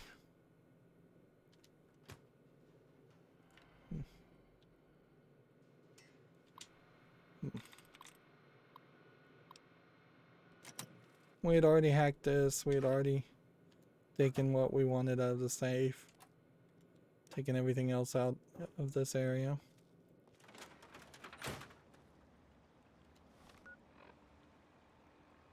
Yeah.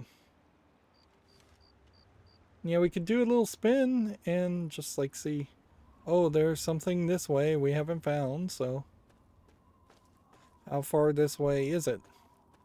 It's probably over there in Arlington, I believe, is what we're looking at.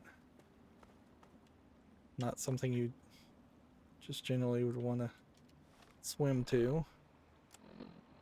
Yeah. Yeah, it does seem like there might be something to find, and then there's something this direction in general, which that's not super surprising.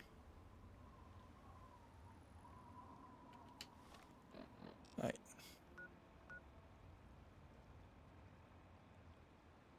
Jefferson Memorial. Fast travel. Wants me to go in here. Maybe we needed to exit and come back. Maybe we needed the fast travel. Or maybe we went to the rotundra and just missed a simplistic journal. That's actually very believable.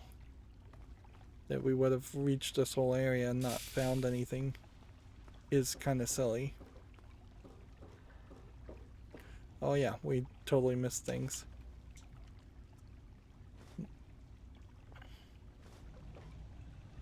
Were there any more before we listen to these?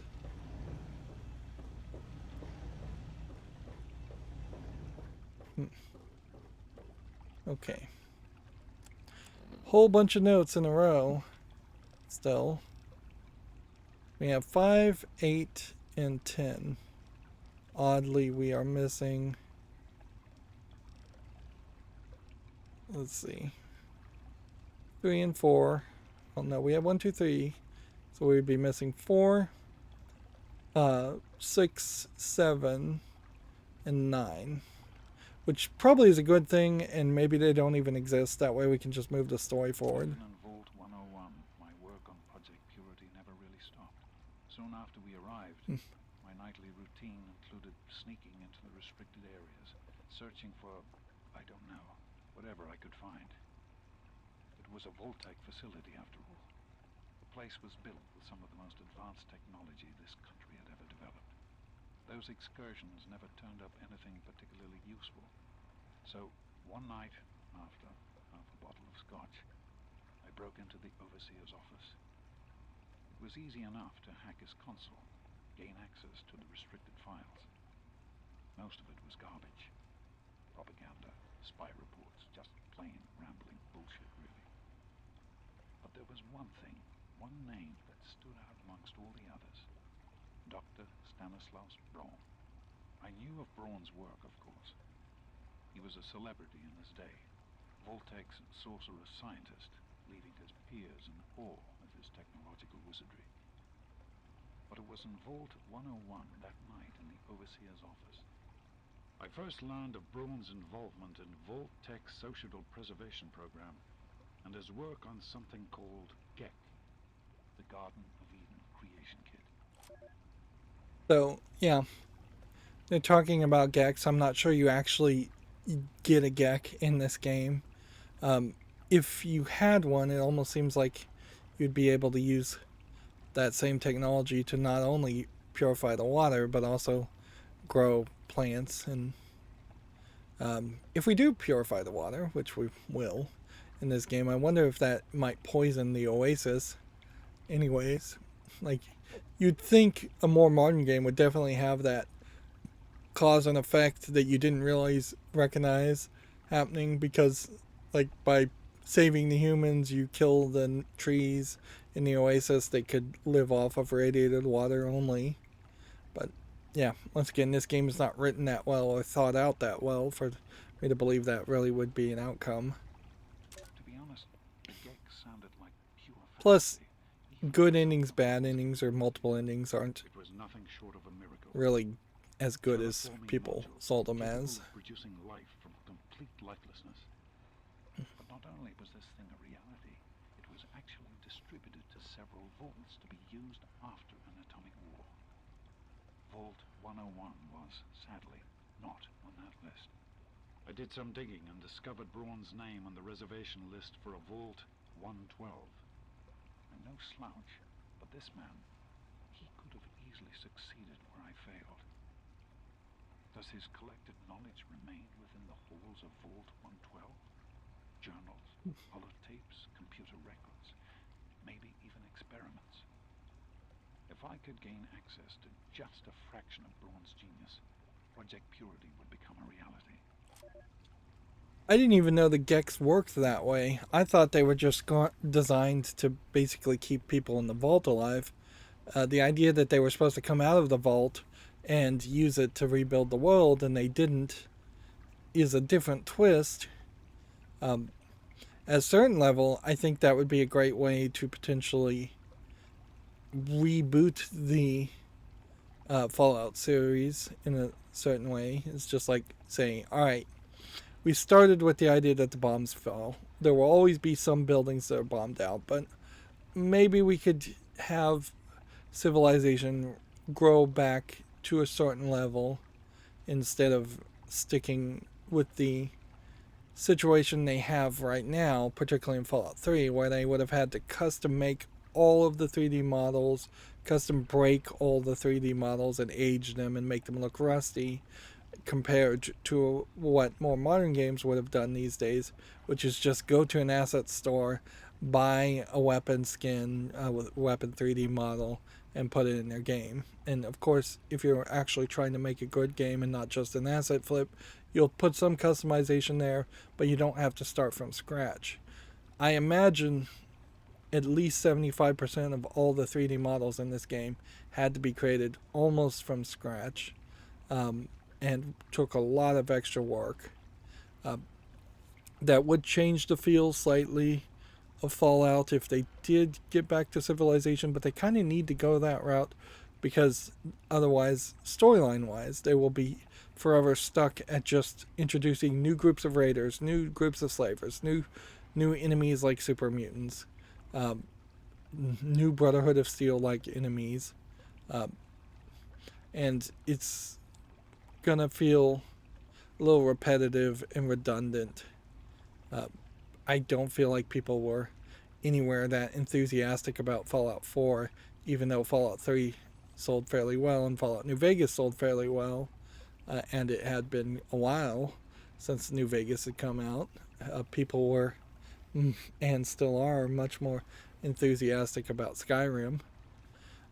Also, of course, if you brought back civilization or went to different places outside of the United States where civilization wasn't as badly destroyed, and then you can also use pre-made 3D models to show a lot more variety. If you say, for instance, that all of Mexico was not affected and no bombs were ever dropped on it, and Mexico just looks like a kind of sci-fi Mexico, that would be very different environments and very different creatures and ideas. I'm off to Vault 112 to search for anything of bronze that might help me get this purifier up and running. All I know is that it's west of some place called Evergreen Mills, and it's well hidden in some sort of garage. But I'll find it. I have to. It's so close. That's the story of Project Purity, isn't it? An eternity of almost theirs. Let's see if Braun has the missing puzzle piece. I wouldn't be surprised if Braun is kind of a crazy person. Gain access to Vault 112 is now our new quest. Let's make sure the map is telling us what to do. So I suppose at this point you could have, it's probably easier to not have walked out this door, because it takes more steps to walk from there to there than it would have to walk somewhere else.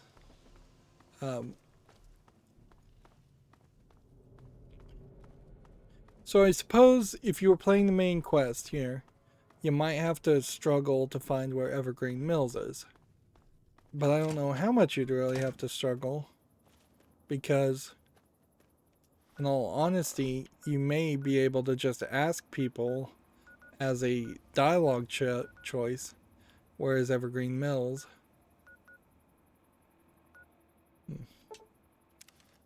I'll just fast travel here, specifically because I don't want to.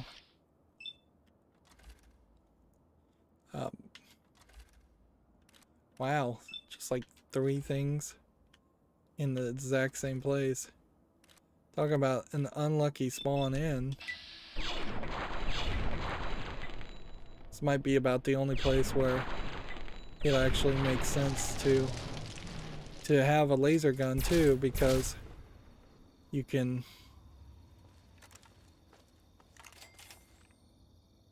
use that 4 shots instead of a standard 3 shots that the Chinese rifle would use. Which, while we're at it, since we haven't done this in a while, let's look at this Chinese assault rifle and repair that back up to 50. This assault rifle's not doing us anything.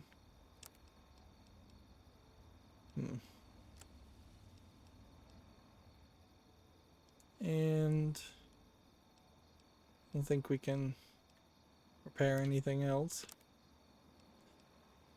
Way too many jumpsuits.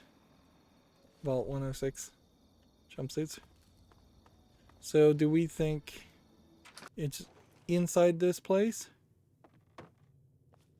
Probably not. Even though it would have been fairly convenient if it was. I imagine we will just have to use this as our disembark location.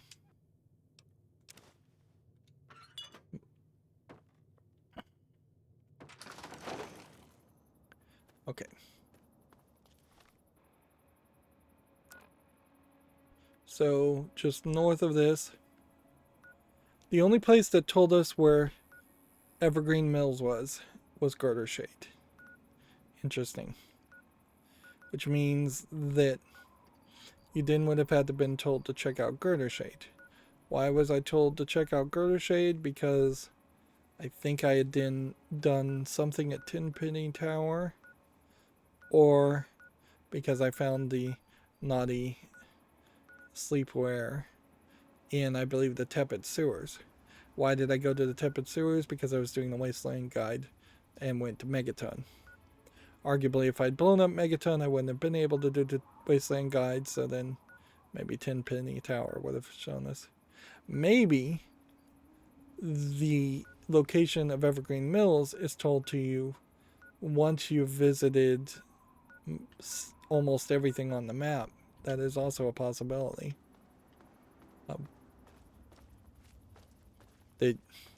There is potentially just a gating system happening here where you cannot. Let's make sure our quest is actually to gain access to Vault 112.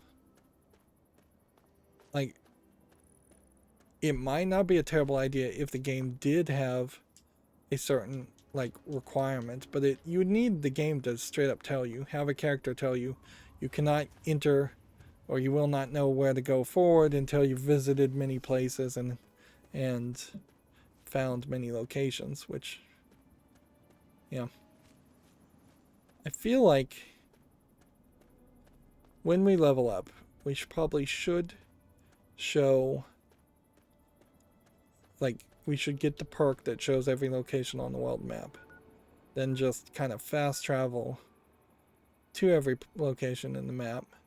And then when we're wrapping up, fast travel to the Ranger compound and get a whole bunch of experience. Of course, that may be a situation where by the time we've done every location, even in the main game, that we will be a lot higher leveled up. If that somehow jumped us from level 22 or 23 to level 30, that'd be kind of silly. If you look this way, you can see there's another unfilled in triangle, so you could, like, we could have also found this location just on accident walking around. It does definitely make sense for this specific place to be on the edge. It doesn't look like anything else. We've seen plenty of other garages and gas stations before, so it doesn't stand out as being particularly special, which is what you would want in a secret entrance.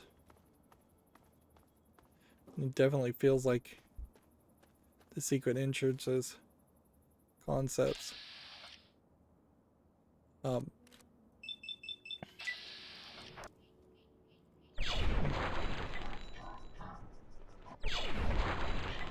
This sentry bot is not taking a lot of damage. These are the ones that are actually pretty awful.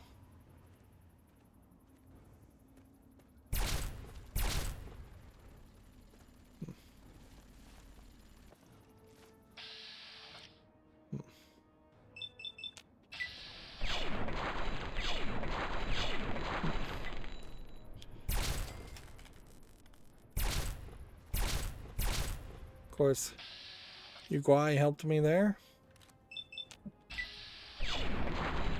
Maybe because we've moved the main story forward, we are going to now have that opportunity to see more enemies in the overworld. Wouldn't be a terrible turn of events.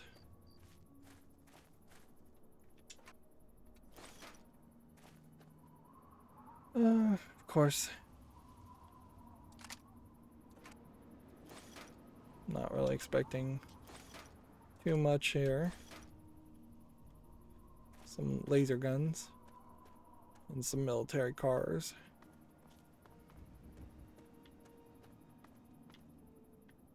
And then past this direction, who knows how far, is something.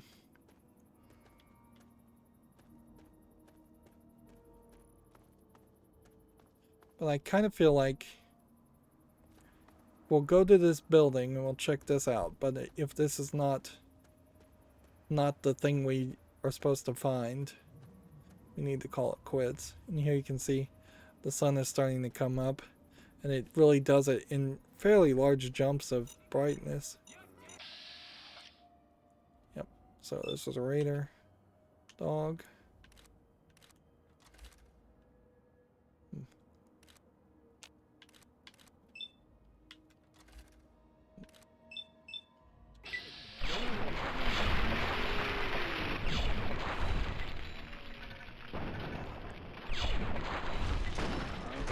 Yep. Meanwhile, I get blown up as I'm in bats.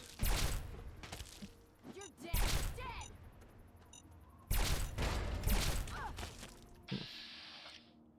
Let's go ahead and hit that one.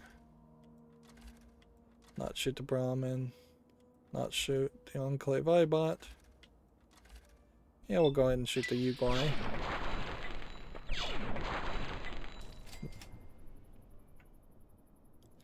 That really turned me around.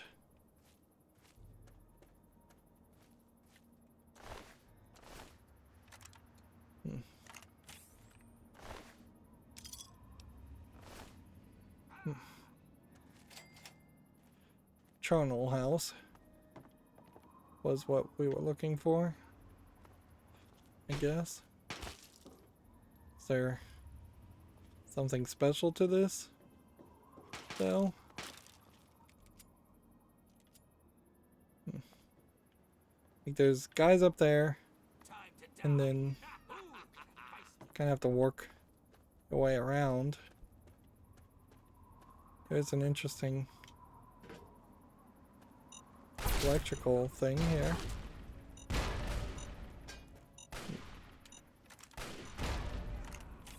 If I could find a mine and disarm it, I'd like to know how much you get for disarming a mine these days. As far as XP, I wouldn't be surprised if it's down to 1 XP.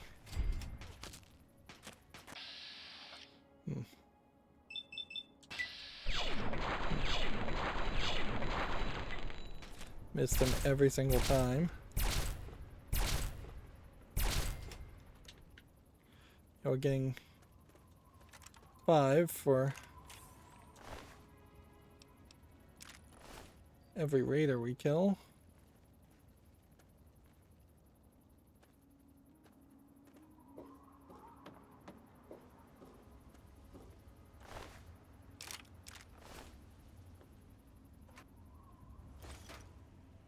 And lockpicking. Forgot that was a part of the game.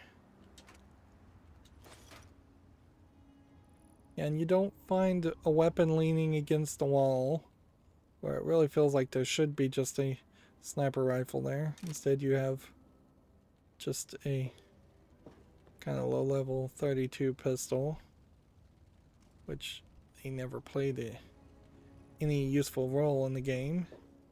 So there's, might as well not exist. There you go, 5 XP for disarming a mine.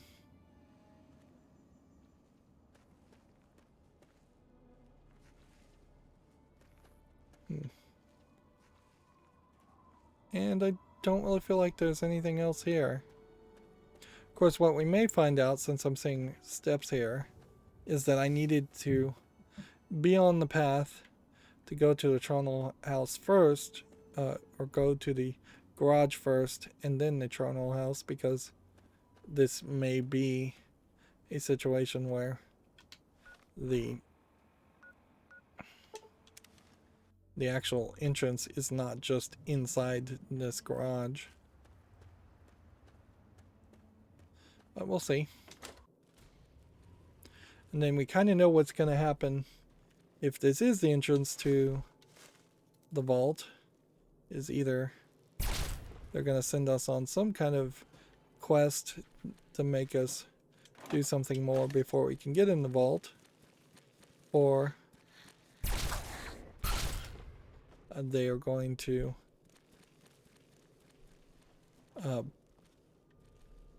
just have us wander through the vault. You could call it quantum.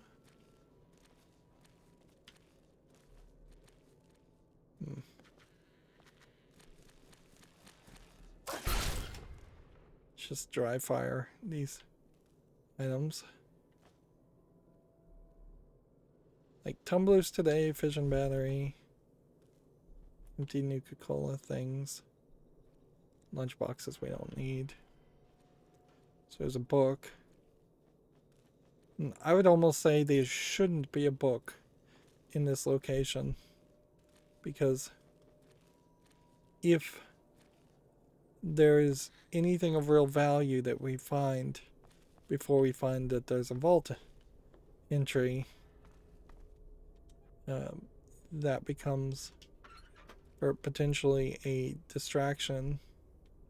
Like, one of the best ways to convince somebody to go away is to put something that looks valuable but isn't your actual most valuable item somewhat out and apparent.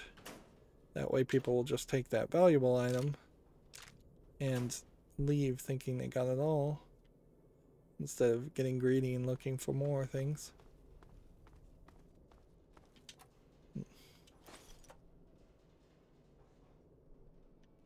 Yeah. Doesn't really seem like there's much more to see here.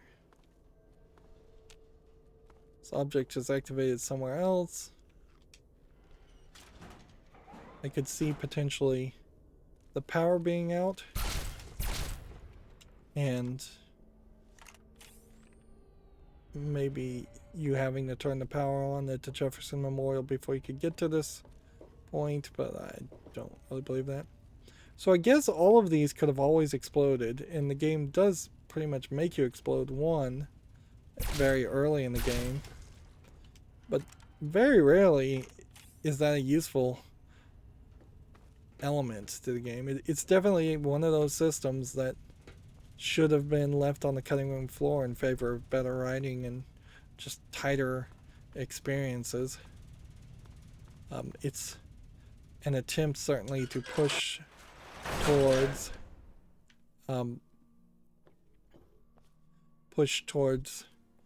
making this more of a run and gun shooter with exploding barrels than it probably should have been. So 112. What vault did we come out of? Vault 101, and we've seen Vault 106. So we kind of know there probably is not 11 vaults in the entire game. And Vault 106 was the spooky ghost section that really just had no reason to be in the game. If anything, that should have almost been a vertical slice demo of the game that they should have put out to hype people up. I don't know if there ever was a demo for Fallout 3, but it probably would have helped, because you would have had to convince old players of the old Fallout games to want to play this new experience, while also trying to get a lot of new players to play an RPG game. One of the things I'd also say about multiple endings, particularly as how they're implemented in games like this, in games of this era, is that the multiple endings are so unimpactful. It feels worse than, say, even a visual novel's multiple endings. Because at least visual novels know that they're all about telling a story. Welcome to Vault 112, resident. According to sensors, you have arrived 202. Notice how it talks to you immediately so you don't shoot it. Please redress in your Vault Tech issued vault suit before proceeding. If you have misplaced your suit, I am authorized to distribute a new one. Once dressed, please proceed down the stairs to the main floor so that you may enter your assigned Tranquility Lounger. Okay. Please take a seat. So it wants us to put on a Vault 112 outfit, which they're all the same, just different numbers. And Available Tranquility Lounger. Thank you for your cooperation. So Please take a seat in the Tranquility Lounger. We're going to sit in a tranquility lounger. A tranquility lounger is available. Please be seated. Which I had suggested in the past. The idea of perhaps having memories in a game of what happened before the war. This isn't too off of that. Clearly, anybody who's seen The Matrix, even now, kind of knows that you're getting into a pod of some sort and into a computer run program. As far as local maps go, let's just open everything. Hello, ma'am. Like, these robots won't do anything to you, which is nice. At least they don't feel like they'll do anything to you. You can see there's people looking at screens. And they don't particularly look like they're dead. So you have Jay Rockwell. We could try and hack this door, which, let's make a safety save and see how that goes. And I still have no real interest in the idea of trying to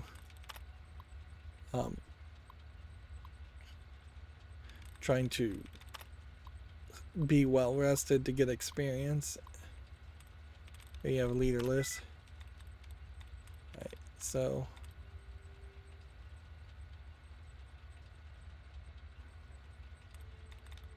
would fragrance work?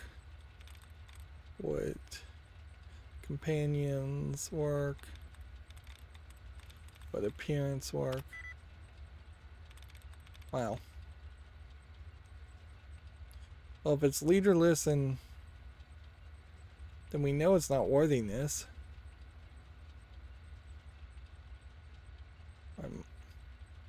Might be worthiness. Yes, actually it is.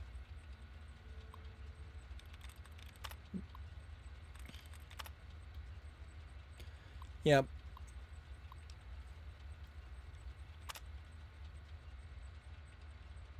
Opening hatch in main garage area.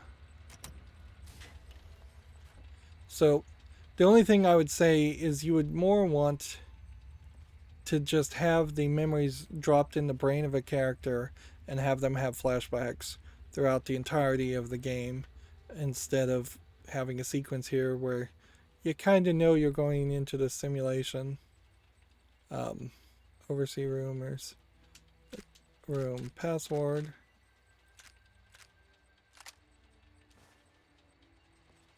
Which maybe means I can't pick the lock to the overseer's room. But whatever. You can see. You have a whole bunch of weapons. And some stim packs. This also introduces the idea of them having the ability in vaults to keep people who would have been alive right when the bombs fell still alive hundreds of years later, which that certainly is useful if you were ever planning on rebuilding society. So this feels like we're wrapping around to where we started. Back up. I don't know if we really are or not. Hello, ma'am. What does this say? Overseas office?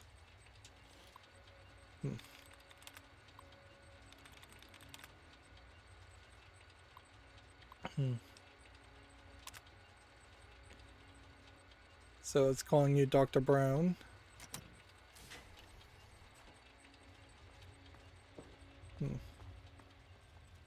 And here we can see the doctor has his own special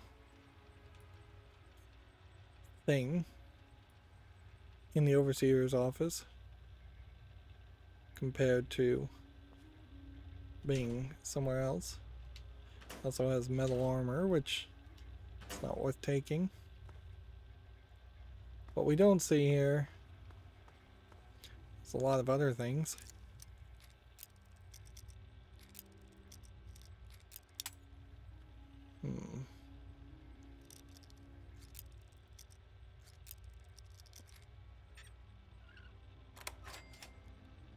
Let's see. Money, pre-war money, guns. We don't see a bobblehead here. We don't see any audio logs or anything like that. It feels like you very possibly could accidentally skip a major main story important part of this game by simply activating that pod and killing the overseer on accident without even knowing why you're killing the overseer. Which that's always a danger in video games, isn't it? Particularly when you have a video game that is more system based like this, is you might just introduce outcomes too early instead of telling a full narrative experience. This wraps around, obviously. Then you've got computers, but computers don't blow up like the electrical things blow up. So it's not like you can just shoot them. Right. We have what seems to be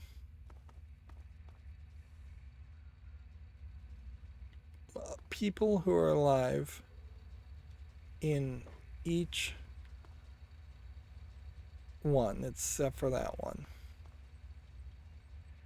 Like, we're not seeing one that's cracked. We're not seeing someone who's dead and long since turned into a skeleton, which you'd think that they would have done that for some reason. So we have unoccupied. So you have subject T dinners, and we can see what it says here, and this will be the big reveal. Display resident status, 80 beats per minute, pulse, oddly though, blood pressure error, temperature 0 degrees, respiratory rate 5 minutes, warning anomaly detected. Stress level extreme, resident requires medical attention. Here we have an unknown subject. In this case,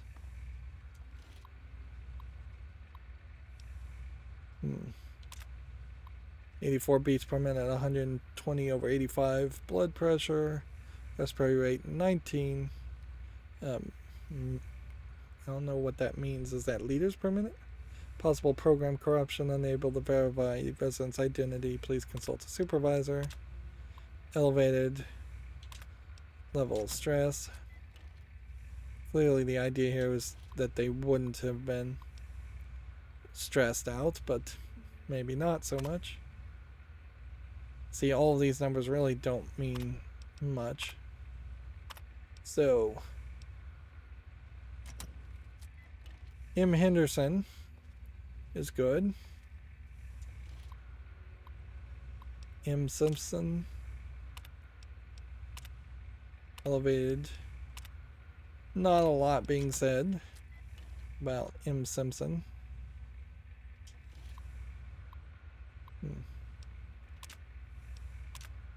Nothing for the unoccupied one. Feels like there might be 2 unoccupied ones. None of this is really going to tell you much, though, either.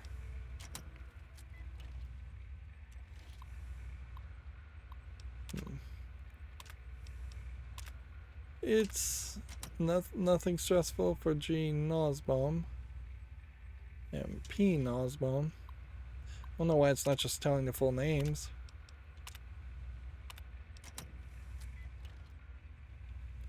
some tea, Nosbaum.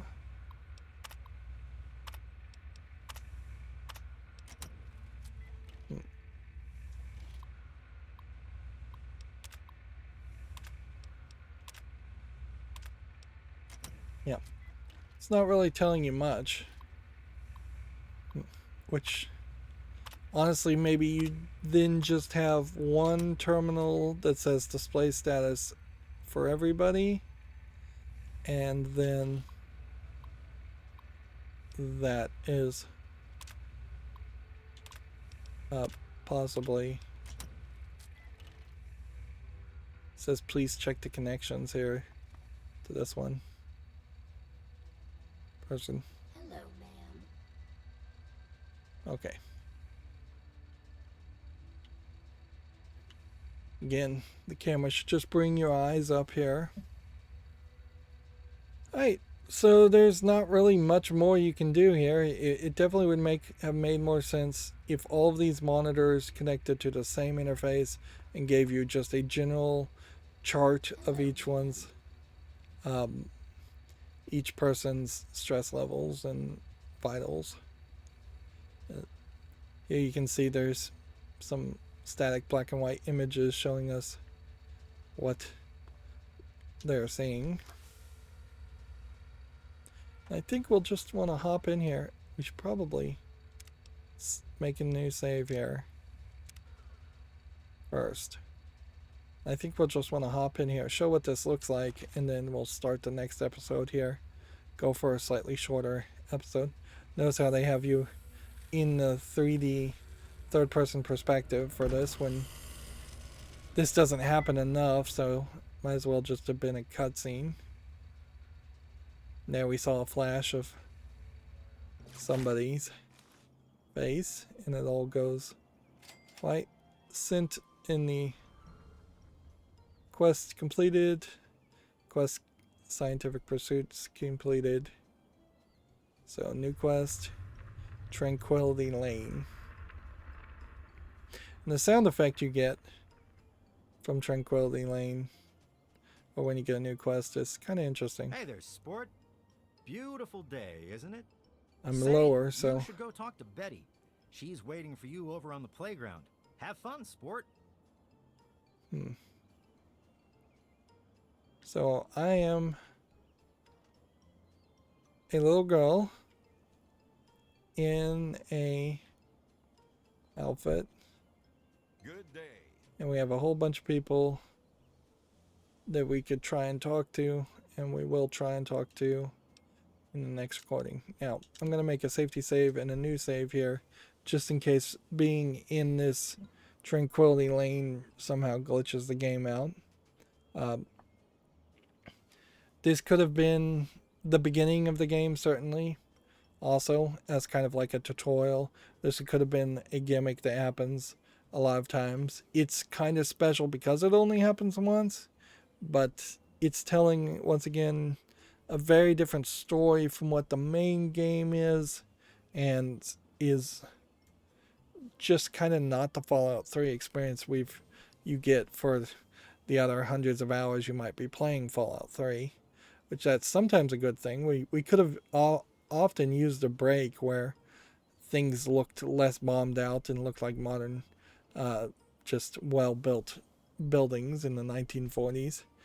Because Tranquility Lane exists, every 3D model we see obviously is getting doubled up there as far as the amount of damage. I doubt the Fallout 3 engine had a way of just applying damage procedurally and programmatically to